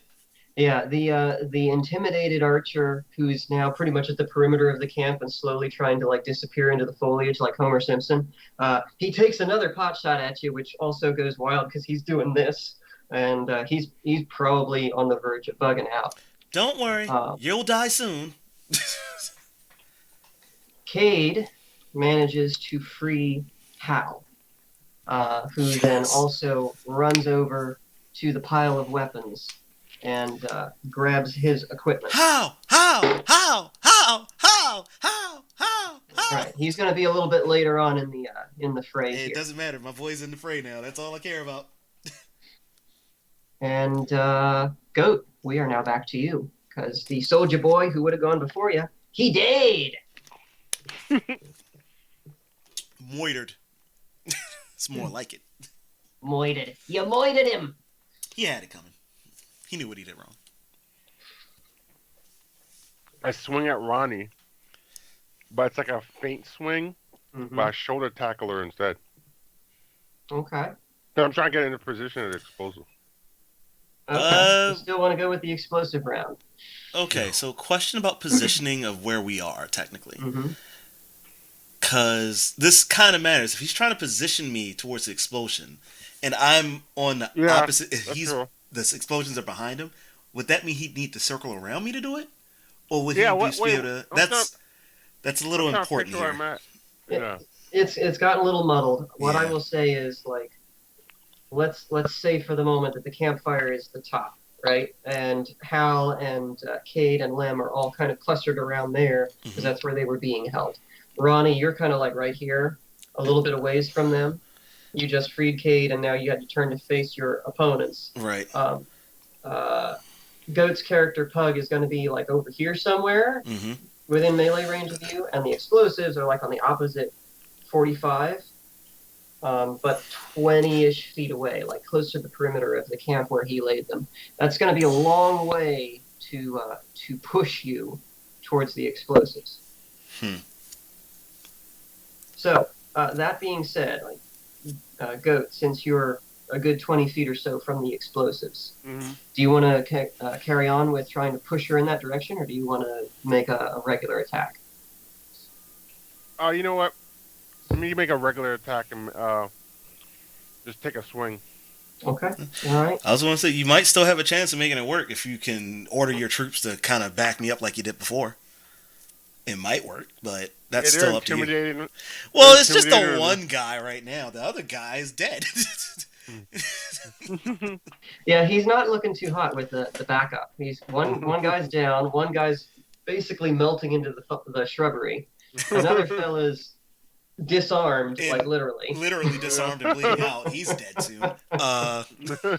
And there's another archer who's probably about to start melting into the shrubbery soon because I've promised to stick him on his friend's spear. So, you know, maybe the regular attack might be the best idea.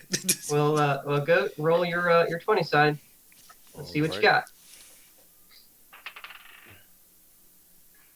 Wow, geez, 6. 6?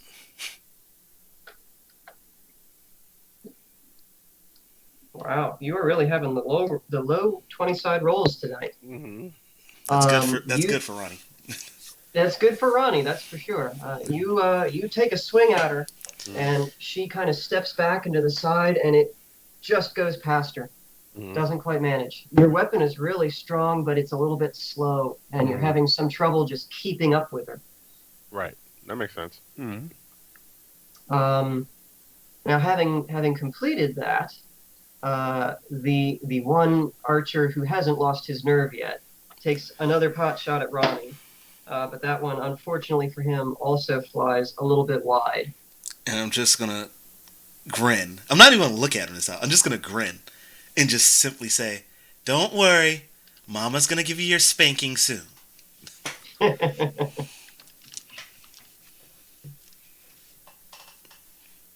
All right, let's see where we're at now. The disarmed raider is Bleeding out. gonna collapse and just clutch his mangled limb, and he's not gonna do anything this round. So Ronnie, it is over to you. Okay. So is he still close to me, Mr. Disarmed?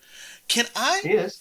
I pick him up, throw him at Goat's character, and then take my axe and ram it through him and Goat at the same time? You can do one of those two things. Ah, okay then. Here's what I'll do then. Just because I almost feel sorry for the guy, I'm gonna put the guy out of his misery. I'm going to quick swing straight across the neck. No questions asked. Just end it for him. Okay. I'm not even gonna make you roll for that because he's in really bad shape. Okay. You whirl around, bring the axe down. It hits its mark this time, cleanly severs his head from his shoulders, and slumps over.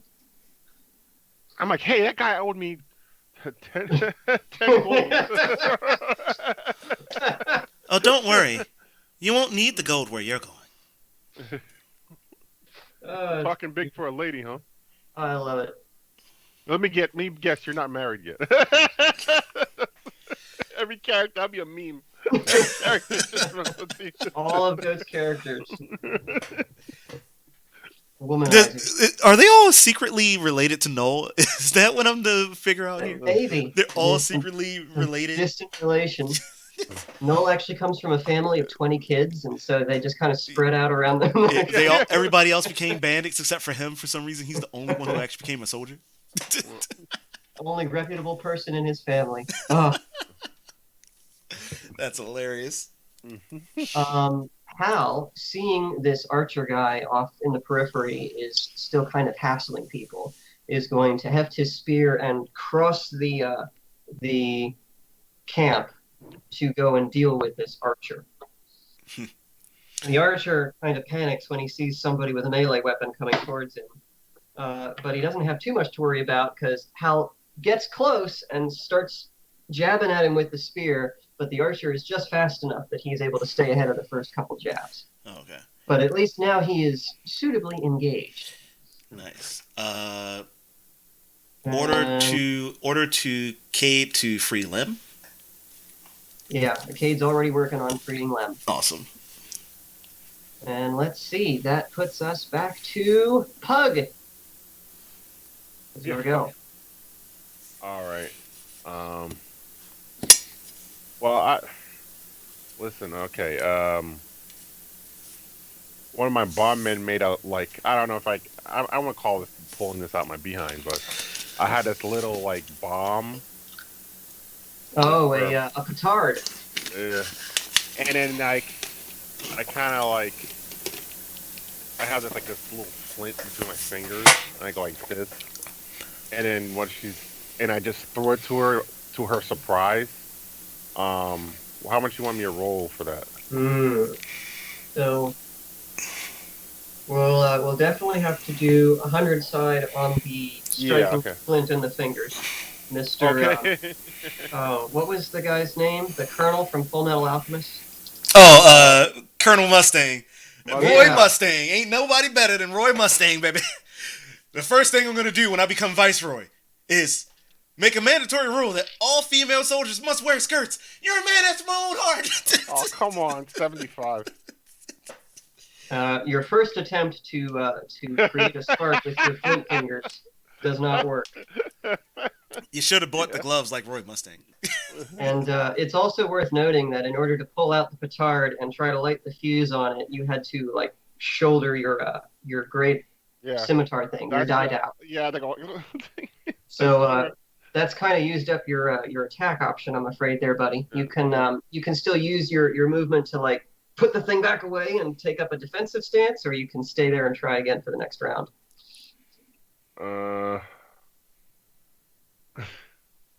That's a good one. But let me go back to defensive stance. Okay, you put the petard away, cursing at your flint fingers, and grab the die down to prepare for whatever counterattack Ronnie might have. The archer and Hal are currently entangled. The archer had to pull out his sidearm, and he's furiously dueling with Hal, not having huge success, but he's holding his own for the moment. Apparently, he's a better melee guy than an archer, and he should have taken up that line of work instead. Right. So let's see. That brings us back to you, Ronnie.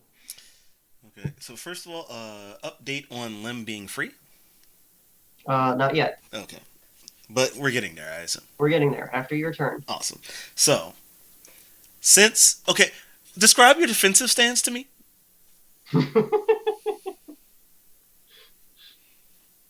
I'm talking to you.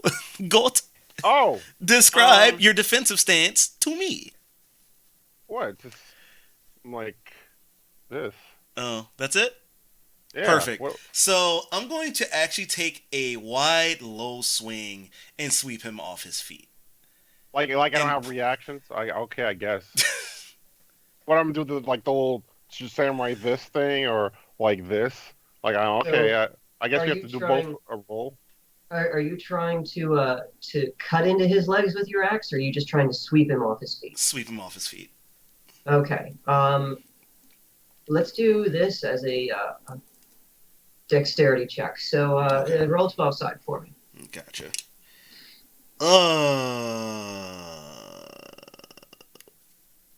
Well, ends the luck train for me, guys. That is a critical fail if I've ever seen one. If you excuse me, I'm gonna go over here and curse my luck. Yeah. What do you want me to roll? Nothing. You want me to roll? No, you don't need to roll it Okay. for that. He's gonna do his own. He's gonna fix his own wagon. So Ronnie, such a simple thing, and now it's gonna continuously become my downfall. You had earlier on. You had a full two-handed grip on the axe. Yep.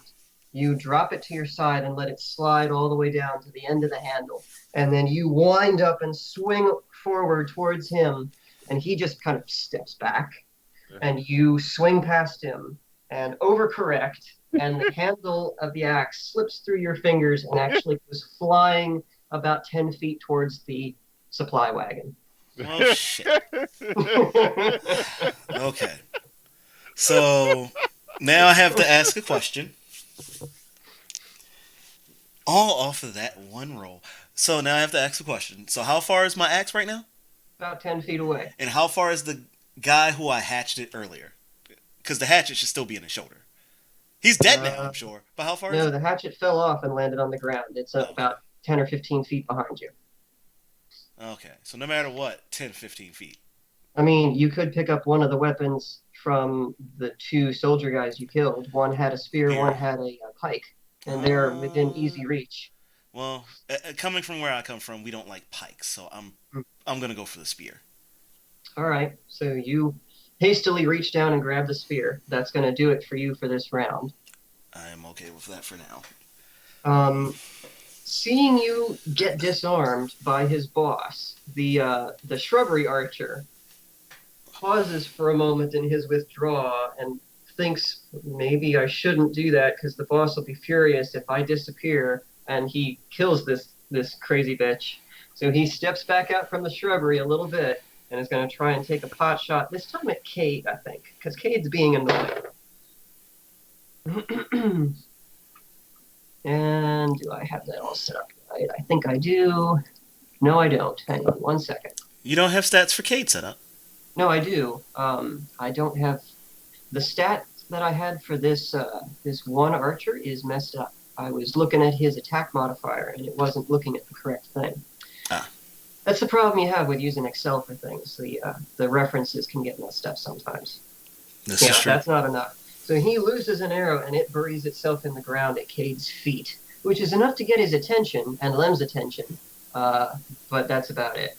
And at this point, the archer is saying, "Oh, that was a mistake." Let's see. Yeah, next up is Cade and Lem. Cade frees Lem. Ooh, who is now at the top of the food chain.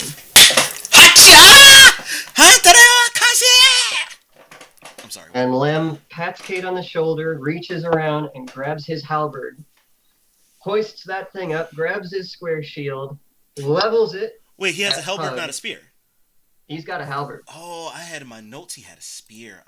Lem's got a halberd. I have to correct that. That makes him different. Yeah, he's different. Yeah, he's different. He levels the spear at Pug, and he's like, "Deal with this," and charges at Pug. Let's see here. What do we got? He charges at Pug, and Pug, I'm going to give you the option to parry his attack, because he's just now getting into the fray here. Okay, I'm gonna do a quick sidestep, like as a counter, and when he's overreaching, I'm gonna like throw him to Ronnie. Okay, all right. I kind of like, but over my shoulder because I have a weapon, so I have to go like, you know what I mean? One armed kind of thing. Yeah. All right. A little bit, yeah. So we'll say roll a 12 side for strength to see if you can alter his momentum. Oh, come on. Okay, I got a 2. Okay. A 2? That's actually okay with your modifier. Okay. Wow. Really? Oh. You sidestep, and his halberd comes down within inches of you, and then you sort of shoulder/elbow check him, and he kind of stumbles sideways and actually slams into Ronnie. Yeah, I think that'll be another strength check. Give me a 12 side. You got it. You brace yourself, and he slams into you, hits you with the shield, and you just sort of stop the shield there. You slide back an inch or two, but that's it. And both of you have now stopped, and you're now both kind of in front of Pug. Bless you. Excuse me. Apparently, I'm allergic to him. Maybe.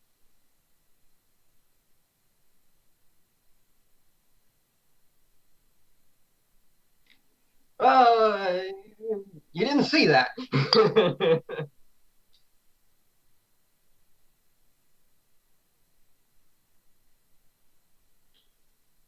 Yeah. We'll correct that by putting you 2 in the ground. That's I say something cringe like that. Well, it is your roll. It is your move, Mr. Dankwood. Oh, okay.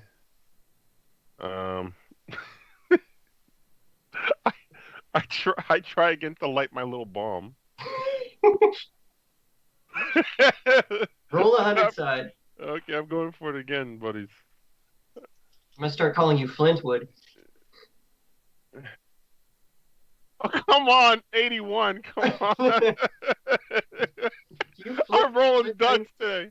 I'm rolling duds. Flick the flint fingers, and nothing happens. And so you're just standing there with your petard and your flint fingers.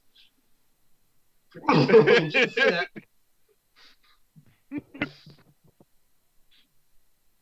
It works. Oh.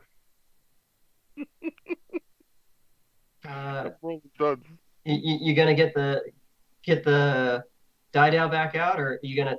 Yeah, they're already set up for you. You know what? I'm gonna risk it and keep my little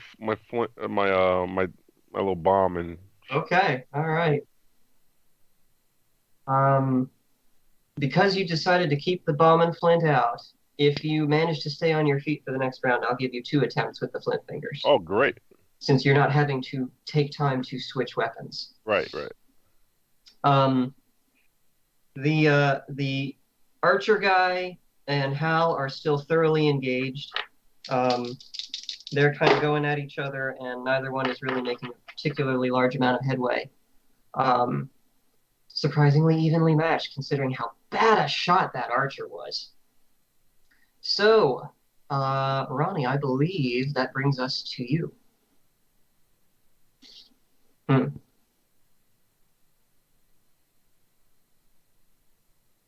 Oh, probably 15 feet, and he's behind you.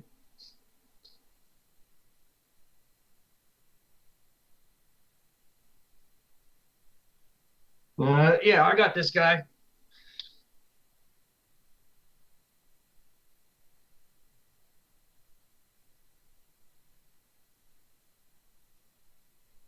All right.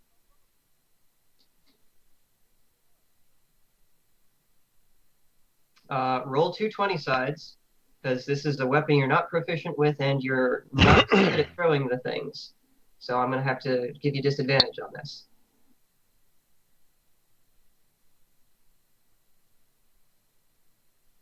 Okay. You throw the spear, and it actually hits its mark. It jams into his shoulder, and he stumbles back for a moment. And then he just sort of wrenches the thing out and tosses it aside. It doesn't look like he was injured at all by that.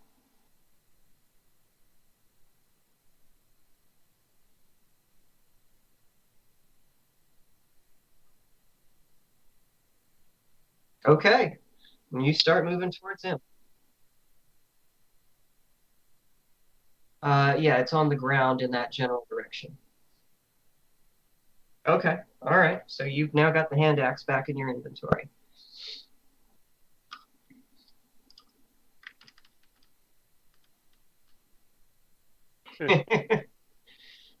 All right. And as you advance towards the archer and Hal, the bush archer kind of emerges from his shrubbery to take another shot at Cade, and once again, it goes high and wide and doesn't hit the poor little kid. I say poor little kid, but he's actually been kicking a lot of ass in this round. So now we come to Lem, and Lem is going to take another swing at you, Mr. Dankwood. And unfortunately for him, it's not going to go so well. He swings at you, but misses. Has just enough time to bring his shield back up defensively, but that's about all that he can do. Cade, no longer having anyone left to free, is now going to dart forward and try to take a bite out of your leg with his little short sword. But he also is unable to penetrate your half plate armor. He swings, and it just glances off of the plates around your legs. And it is now your move, sir. All right, I'm gonna try to light my flint again. Light my. All right, 100 side. Oh, come on. 55. Okay, not quite. You have the option to try again. I'll try again. I'm determined.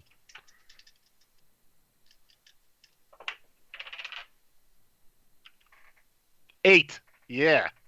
On the second attempt of snapping your fingers, you're able to generate enough of a spark that it lights the crude fuse, and the fuse begins sparkling and smoking as it burns. You don't really know how long you have before the thing I just throw it. I just throw it towards. Who are you throwing at?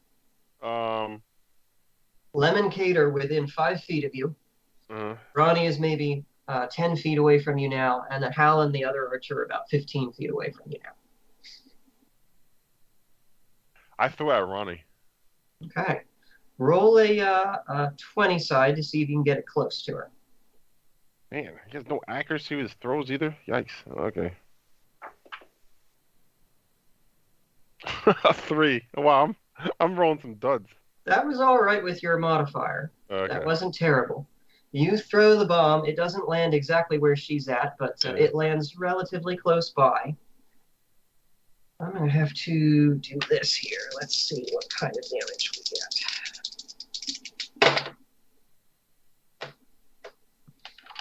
Okay.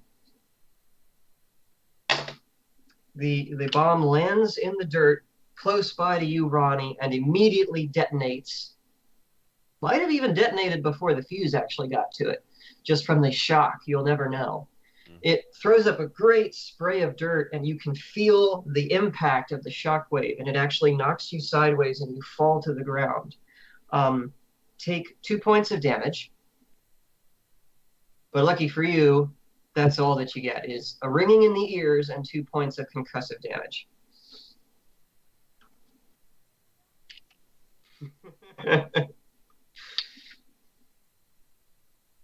And you know what? I'm gonna have you roll 100 side to see if you are stunned. Good luck with that one.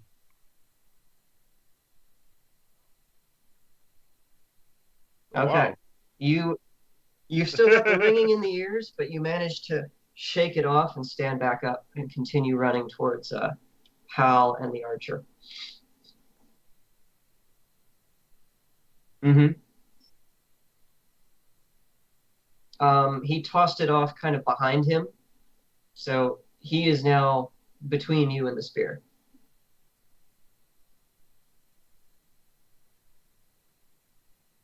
Okay, you're gonna run all the way around behind him to get the spear. Okay, all right, you runner. You run around behind him to get the spear. Meanwhile, he and Hal are still duking it out. Let's see, how is that going? That's going reasonably well.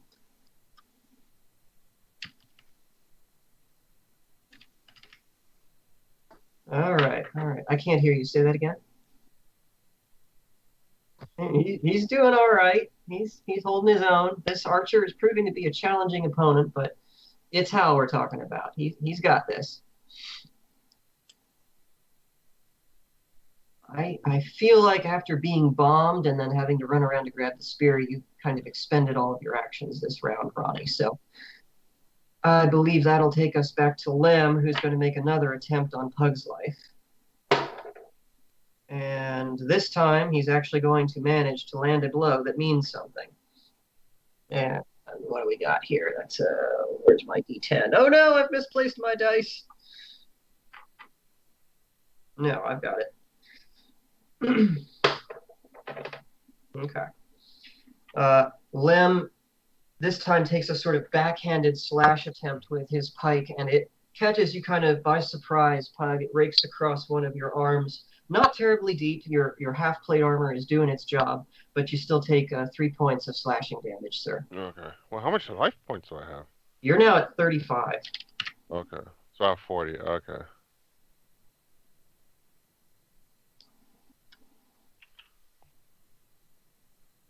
And let's see. Cade is going to attempt to hack at your leg again, but he's still not able to break through the armor on your calves. And it is now your go, sir. All right. I pick up my broadsword. Well, my Your guy down. the guy down, and I do like a counter swing on him. Which one? Lem or Cade? Limb. Okay. Roll your 20 side, sir. A 12. Yeah. Yeah, I'm All right. So you are actually going to be able to hit him. So Okay. roll 2 6-siders for damage. Okay. Oh, wait, I think I have one 6-side. Okay, Just roll roll it two. twice. All right. That's a 3 and a 4. Okay. You swing your die down, this enormous, heavy, powerful weapon, and it just splinters Lem's shield and bites deep into his flesh, actually tears across his chest a line from shoulder to shoulder. And he stumbles backwards, drops his pike and the shattered remnants of his shield, and just clutches his chest. And he's out of the fight. Oh. Wow. I like it. All right. I don't see him as a threat anymore, so I run towards Ronnie. Okay. So you're gonna try to close the distance with Ronnie. Yeah. She is now on the other side of the archer and Hal. So I'll say you're able to get up to the archer and Hal, but not all the Mm, way around behind yet. right. Mm-hmm. Let's see. Archer and Hal are going to go at each other some more, and mostly a stalemate there. So, Ronnie, your move.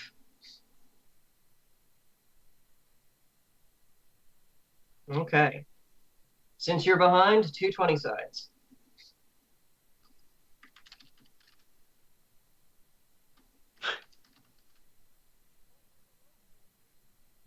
All right. You definitely hit. Um, yeah, absolutely. Roll a 6 side for damage.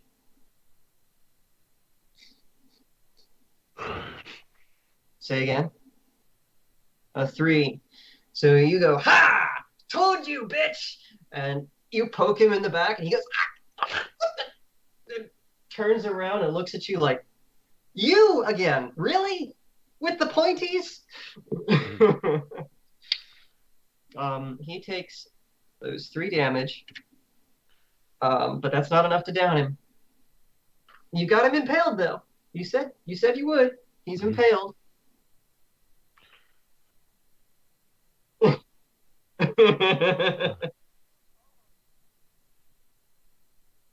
Because it's a spear. That's what spears do. Let's see. Lem is out of the fight. He's got 1 hit point left.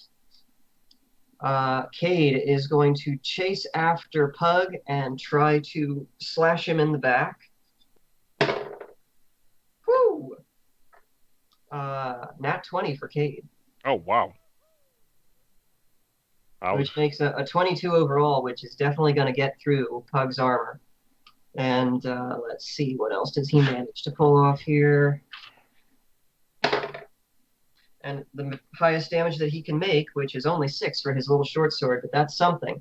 So, Pug, as you're charging towards Ronnie, you feel this slash across your back. It somehow managed to like get in between the joints of your armor or something. Um, and you stumble for a moment and look around, and you see this little kid with his short sword, blood freshly on the blade, grinning at you like, "You leave the boss alone!" Not just kick him like a like a kickball. I said kick the baby, and then boom, and he. I'm gonna say, well, let's see here. We'll call that a 12 side for strength. Okay. You stop in your tracks, you turn, and you're just gonna shove your boot. 7. All right, and with your modifier, that's pretty decent. I think we're gonna call that. You kick him in the face, and he just kind of goes flying backward. And roll a 4 side for how much damage you can do. Okay.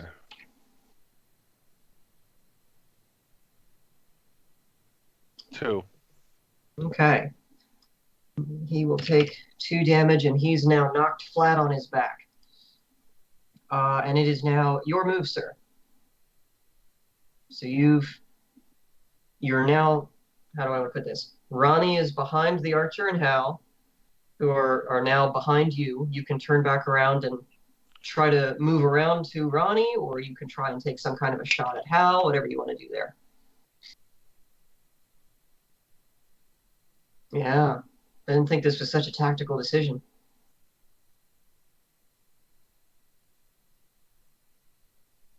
Goat, you know it's your turn, right? Oh, it's me. Oh, damn. Sorry. You just kicked Cade. Yeah. It's you, Hal and the archer, and Ronnie. Mhm.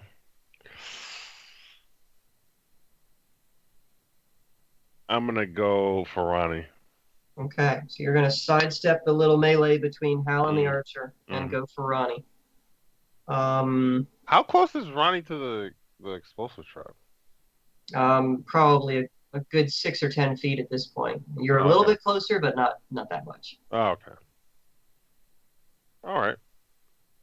Um, I swing at her, but like towards the explosive. So if I miss, she dodges. She'll dodge back into the All right, positioning.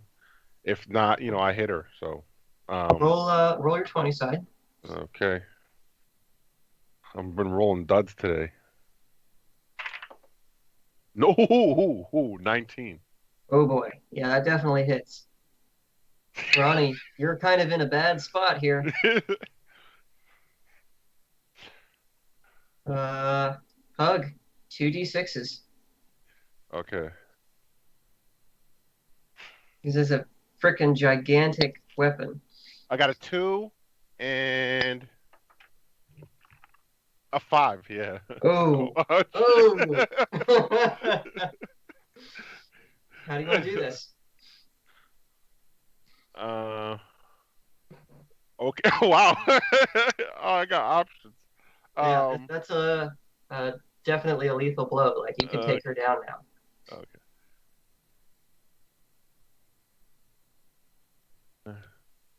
Yeah. Mm-hmm. Mm-hmm. Well, that's the way the system's set up. All right.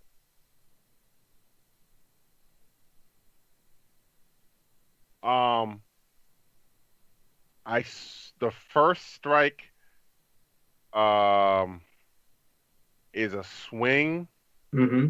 and the second one is a kick, but I kick her towards the explosive trap. Okay. So you swing and cut her. Yeah, I gave the character plot armor. Yeah, I know. I didn't know. Yeah, I gave it- You swing and kick her, and she falls backward and lands within a few feet of the explosive trap and just kind of goes prone. She's out cold. And I signal one of my. Oh no, I have another. Can I keep? Can I at least do this part? What do you want to do? I signal my archers, with to the fire at the flint for the trap. Mm-hmm. I assume you're referring to Mr. Shrubbery Archer, who's been Yeah, hiding, and he sees you take out the barbarian bitch, yeah, and yeah, is emboldened by that, and so yeah, he emerges from his shrubbery and he takes aim at the bomb trap that you've yeah. kind of flung her towards. And Uh-oh. for once in his professional career, he actually manages to hit the thing. Wow. He rolled a nat 20. I'm And he sorry, Ronnie. lights the arrow, fires it, and it hits the little thing of powder on the Oh ground, my God. which I didn't then want to goes kill the character. poof, and makes a big shower of dirt and stuff. There's a loud boom. Mhm. Hal and the archer are both kind of like knocked to their faces to the ground, and Ronnie's just like covered with dirt. Lucked out. Okay, there you go. There's some plot armor. Hmm. Yeah, he's gonna get knocked down too. Yeah. You all get knocked down by the shockwave. You don't take any damage from it. You just get knocked down, and you've got the ringing in the ears kind of thing. I'm gonna have to make everybody roll to see if they're stunned. And Okay. Ronnie just gets covered in the dirt that was flung up by this improvised explosive. Okay. And what do you want us to roll? 100 side for you, sir. Okay.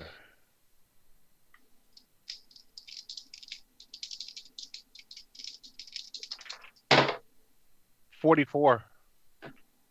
Okay. It takes you a moment, but you're able to shake it off and get back to your feet. And similarly, both Hal and the archer are stunned for a brief moment, but they're able to get back up and Mhm. resume laying into each other. Let's see. Now I've kind of lost track of where I'm at. He's done. That's done.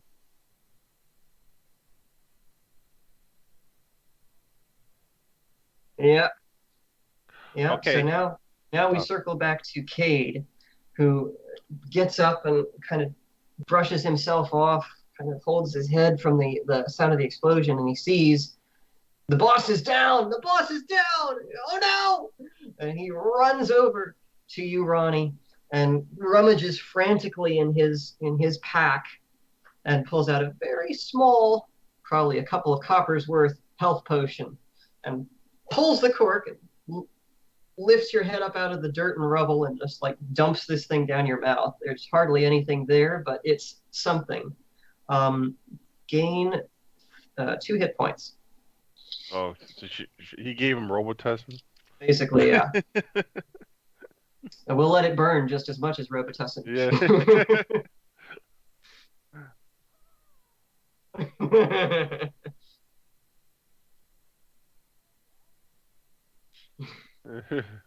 Sorry.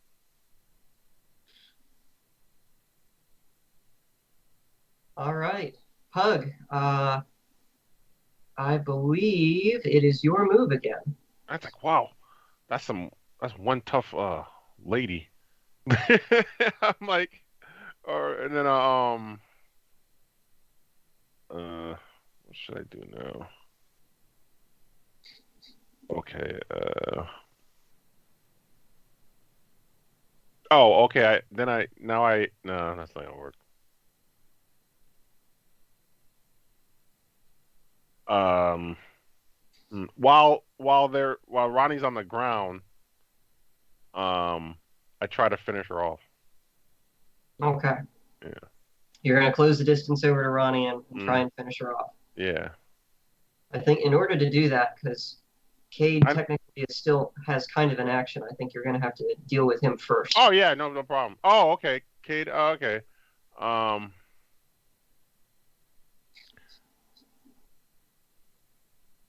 All right. Is there a way I have a second little bomb? No, I'm not going to give No. you that Okay. many No, explosives, buddy. not allow it. That Okay. was an awful lot. Yeah. That, okay. We're reaching the first time. Okay. Okay. I sco I just kick Cade again. Kick him again. Roll Yeah. 12 side.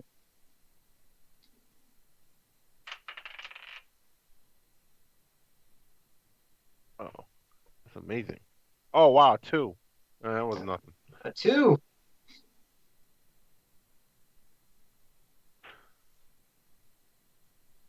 Um, what do you want to interject with? Uh,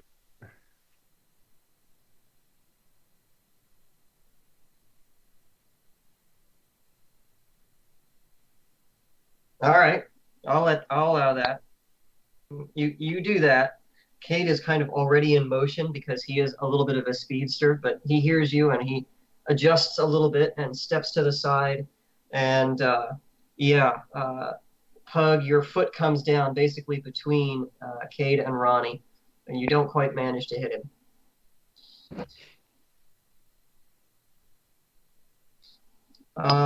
Let's see. mm, Let's see how Hal and the Archer are doing here. Uh, yeah, that's gonna work for that. And where is he? That. He's making headway. Not a lot, but he's making headway. Um, let's see. And now Cade is going to attempt to defend you, Ronnie, by taking a swing at Pug with his little short sword. Which is not enough. He just barely, just barely rolled too low. He takes a swing, both hands on the little short sword, and it just scrapes across the breastplate. No damage at all. And Pug, that brings us back to you. Hmm. Okay. Uh, Took some damage.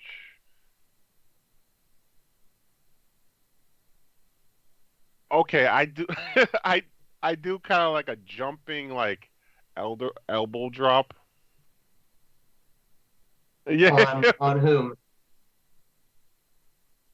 yeah, on yeah on Ronnie. Yeah. All right, roll a 12 side for dexterity. An 8. 8. I will allow you to roll a 12 side to contest it because that was Oh, not quite okay. high enough to just go ahead and bowl through you.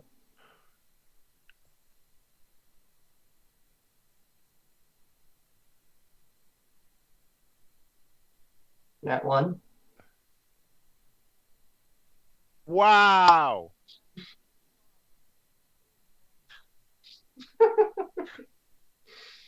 Yep. Uh-huh.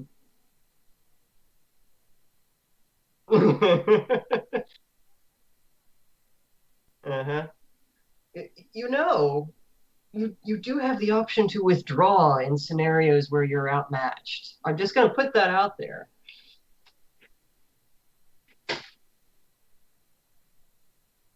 Hmm. I mean, you have been just revived, but for future reference, yeah, you do have the option to withdraw if things go south. Um, all right, so you're going to try and do this drop elbow, Pug. I will say roll a foresight to see how much damage you're able to do. All right. 3. Yep, you're out again for the count. Now you're going to be totally reliant on whether one of the other guys manages to have another healing potion on them. You don't have any on you, do you? Do you have any healing potions in your inventory?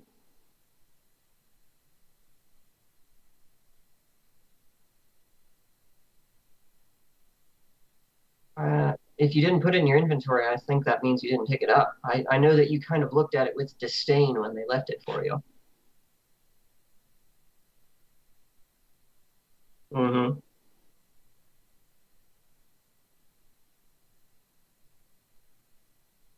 Yeah, it's probably still there then. Yep, it is what it is. Let's see. That's that. That's that. Now we come back to Hal and the Archer, who are going to duke it out some more. And nobody makes any headway there. So we come back to Cade, who's almost on the verge of tears at this point because you just keep curb stomping his boss, who he really admires. And he's going to take another slash at you, Pug, this time at your face since you're on the ground lying on top of Ronnie. And yeah, that definitely hits. Oh boy.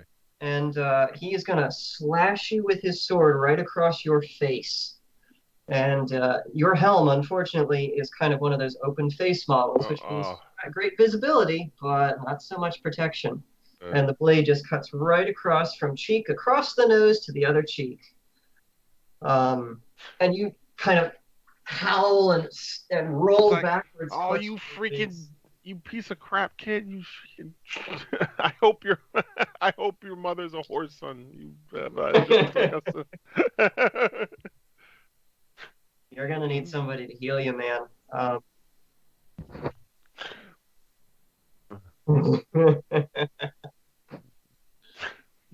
Own drop was too strong. It's too strong. Yeah, I don't know. I don't think I'm gonna let you do that. At least not on this round. All right. Not on this round. But Kate has at least bought you a moment because Pug, you're too busy howling in pain and trying to wipe the blood out of your eyes to do anything at the moment. Okay. And we're gonna say here, Hal finally managed to make some headway on the Archer. Let's see what he makes out of that. Yeah. And as you're rolling away, Pug, and clutching at your face, you hear a pained cry somewhere off. You can't see it, but as Hal runs his spear through the Archer that he's been tangling with, and the Archer finally collapses to the ground. Like and Hal is now available to try to assist Ronnie.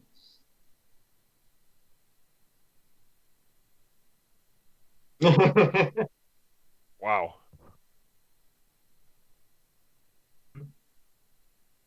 Hal is going to rush over to your side, Ronnie, and see that you are out cold. And he's going to frantically pat around in his pockets. And he doesn't have any healing potions, but he does have a flask of whiskey. So he pulls out the flask of whiskey and says, I don't know if this will work, but I got to try it. Pops the cork and downs the whole thing in your mouth. Roll 100 side.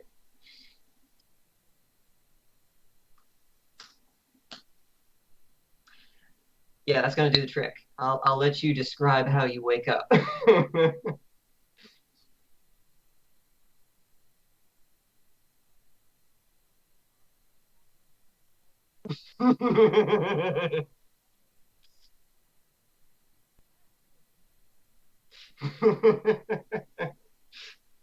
Roll a foresight to see how many HP you're going to recover from that.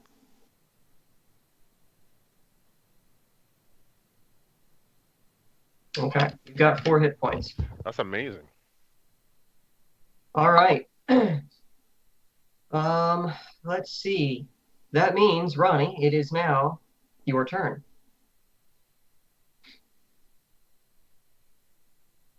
Yeah, he's on the ground, clutching his face in pain. You don't know how long that's going to last. You're in really bad shape. Hal's not a whole lot better off. Hmm.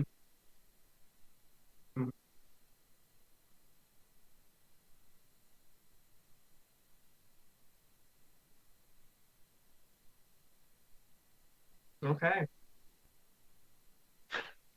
Okay, how do what do I roll for defense options? Um, yeah, at the moment, you don't really have any except your armor. You've got Oh, pretty decent armor, so you're going to have to hope that holds up. uh, You are, however, on the ground, and you're blinded with blood at the moment, so I'm okay, afraid Ronnie's going to have advantage on this. okay. 220 sides, Ronnie. What you got? Oh wow. Okay. That's you take the higher of the two, so you've got the 18 with your modifier that hits. So you got the spear, which is going to be a d6. Roll your six side. All right. It is. Yeah, I guess we'll let you go with that. Attacking with both at once. Okay. So that's 9 damage in total. He ain't dead. You busted him up a little bit. Pug, you can feel Ronnie stab you with the spear, Oh, and you can feel the hand axe bite into your shoulder. Fortunately for you, she doesn't quite manage to hit your neck. Um, and that definitely hurt, but you're yeah. not out of this fight yet. Oh, And okay. and now you're pissed. Oh, Um, let's see here. Now we're starting back at the top of the order. Cade is going to rush forward and try to continue the attack, try to press your advantage. He also is going to manage to break through your armor just barely, but he doesn't do very much because you're kind of like flailing around at this point, and he only manages to deal one more point. So now, yeah, now it is your turn, Mr. Dankwood. You're on the ground uh, at the moment, all right. She just. How close is Ronnie to me? within melee range. Like she's Okay, an arm within arm's reach. okay. I take my hand and grab the top back of her head, and I do like a just powerful headbutt, like, I don't know, like, A headbutt. All right. yeah, It will be. Yeah. But first I need you to do a 12 side for dexterity to see if you can see her clearly enough through your bloody eyes yeah. to actually get a hold of her. And what's the 12, right? Yep, 12.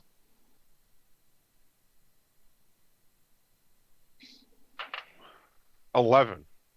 Yeah, you definitely managed that. So yeah, we will have this be a contested strength to see if she can resist you pulling her in. Okay. So both of you roll 12 sides for strength. Wow. 10. She manages to resist your attempt to pull her in for the headbutt. All right. All You right. can still try to get back to your feet if you wish. Um, can I use another action? Can I like kick her or no? Not in your current All right. position. All right. I'll just get it back up then. Okay. Um,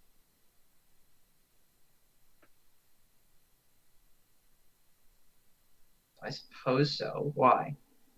Yeah, that's what I'm thinking too.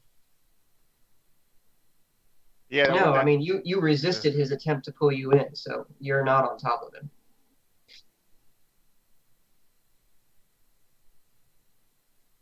Oh yeah, that's not that bad.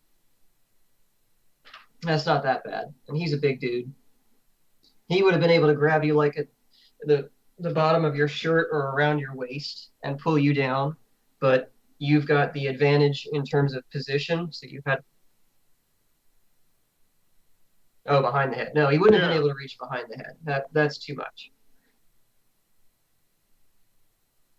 No. I mean, you would have had to bend down in order to hit him with the hand axe while he's on the ground, but not far enough. He'd be able to like grab you behind the head. Sorry, I missed the subtlety of his wording there. Yeah. At any rate, he's now on his feet.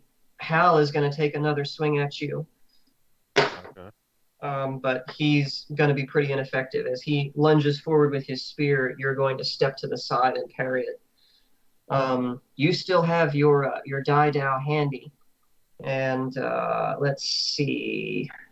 Got to keep track of where everybody is. I think that it's Ronnie's turn now.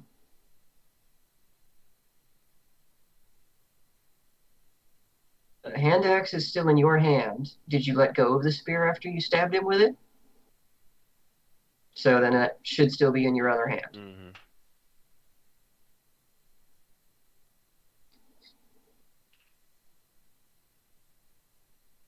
You want to do it again, huh? All right. He doesn't have disadvantage anymore because he is up with you, so just 120 side.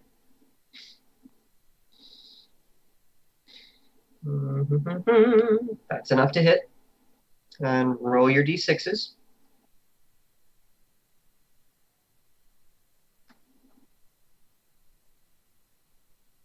Okay. So you lay into him again with the spear and the hand axe, jabbing first and slashing to follow, and he staggers backward a little bit as you perforate his armor, and yet he's still standing. That wasn't quite enough to do him in.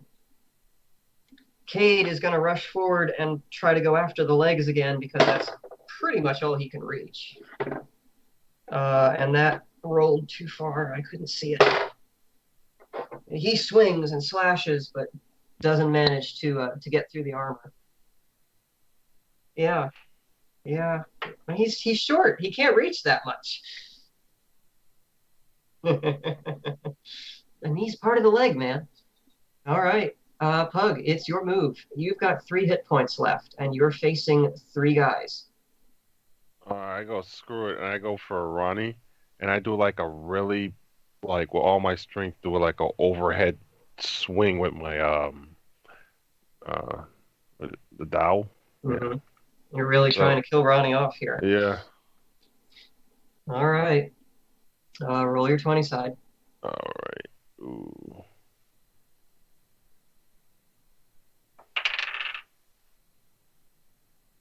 Oh, I fail miserably. 6. 6. Yeah. Yeah. Very fortunately for Ronnie, Yeah. because that would have been the end of her for sure. See plot armor. See, there you go.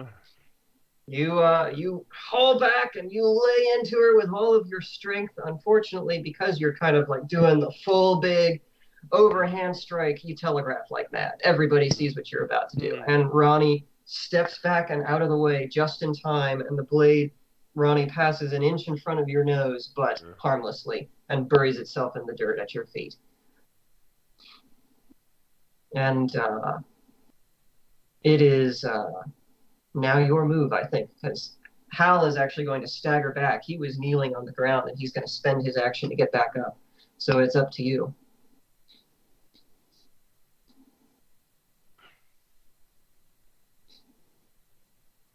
Mm-hmm. Okay, so you're doing the two-handed or the two-weaponed attack as before. All right, roll your 20 side. See if you can pull it off. All right, that's enough. Why don't you describe for us? I'm not even going to make you roll.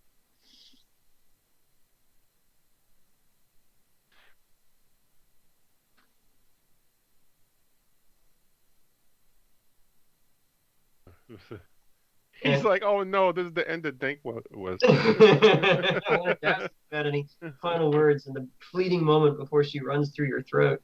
Yeah. All right. So that's the end of that. All that's left is the shrubbery archer, who by this point has fled for his life. All right. Good. That was a good fight you put up. And you made a lot of smart moves there. I was quite impressed. Ronnie made an awful lot of stupid moves and got really lucky. So much salt, so much salt. Ronnie, rummaging around in the remains of the raiders, you pick up 13 gold pieces. Hey, how about from this plot? How about you get the Dow thing, right? And If you you give want. and you like it looks like somebody might want this, and you give it you give it a Knoll or something. Sounds like a cool weapon.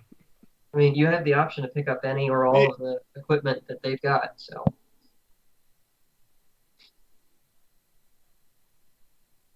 yeah, there you go.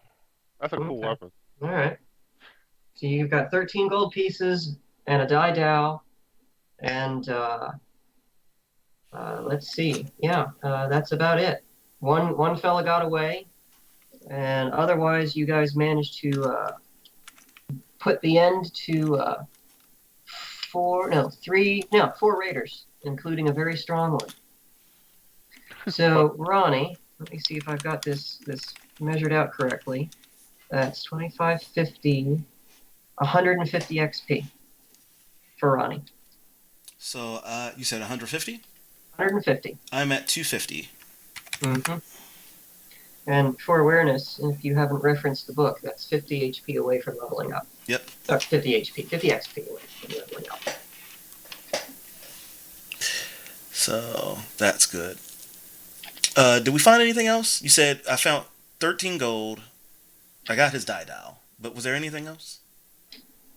I mean, you rummage around. The archer has a bow, a short bow of mediocre quality, and a quiver of hunter's arrows.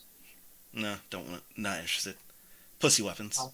Yeah, you've got the spear and the pike from the two soldier boys. Um, not too interested in that. But I am looking to see if there's at least. Oh, can I check the supplies on that wagon? Sure. Roll a 12 side. Because at this point we got a down limb, and I'm looking for something to maybe make him better, patch him up. Shit, that is a 2. Probably not going to find what I'm looking for there. Yeah, you rummage through the chest of material, and it's things like fine cloths and linens, and there's a crate of food, and there's one that has what looks like at one time may have been glassware from maybe an import or something, but most of it's been shattered. Well, I heard fine linen and food. Mhm. Here's what I'm going to do. I'm going to take some of that fine linen. I'm going to use it as a bandage wrap for limb. Okay. All right. That is what I'm going to do. And then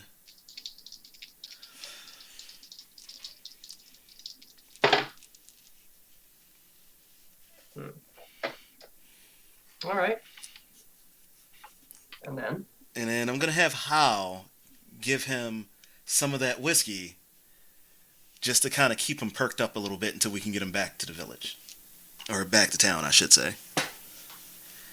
Hal gives him the gulp or two left of whiskey in the flask, and Lem kind of smiles weakly at you.